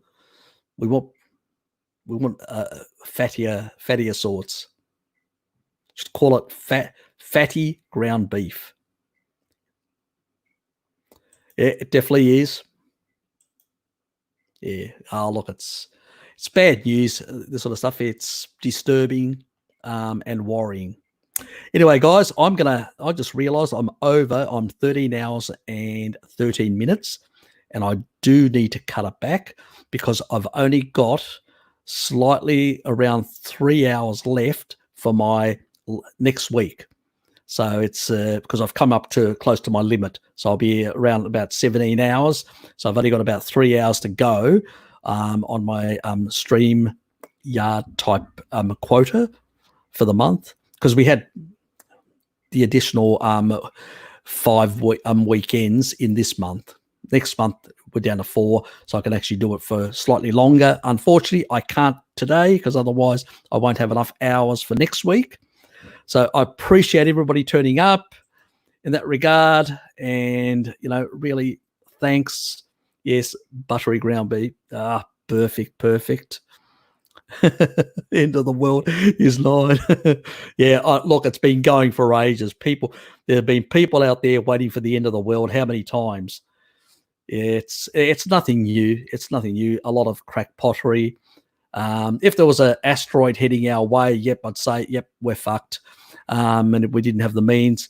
But reality is, even with major calamities and major wars, we can lose a couple of million, multiple millions, but there's plenty of us around that survive even after those big calamities that we've had through the whole of the 20th century and before, and we still haven't been snuffed out. So yes, unless somebody can prove that there's a meteor or a comet heading straight for this planet, it's unlikely at all to happen. Yep, it does. It definitely does. We need some sort of stupid stories to tell. Yep, they bloody well are. Unfortunately. The rest of us. Oh yes, we are a bit bigoted, aren't we? According to YouTube, we are very inappropriate people, and all you inappropriate people, I will see you next week. Take care, enjoy yourselves, have fun, and don't overdo it. Sounds bloody good. Squid and prawns. Oh, that's good. Actually, I haven't had squid for a while, since last month. I may have to go down to the waterfront and get some squid. I've been missing it. Yes. Anyway, good night, good day, and good morning wherever you are. Take care, and thanks for being on for another weekend. Take care. Look after yourselves. Look after your families. Keep yourselves informed about the BS out there, so we don't fall victims to it. We're all susceptible, to crap that's on the interwebs. And if you pick something up or you hear about something and all that, let us know, because the better informed we are, the better we can respond. Okay, see you guys. Bye.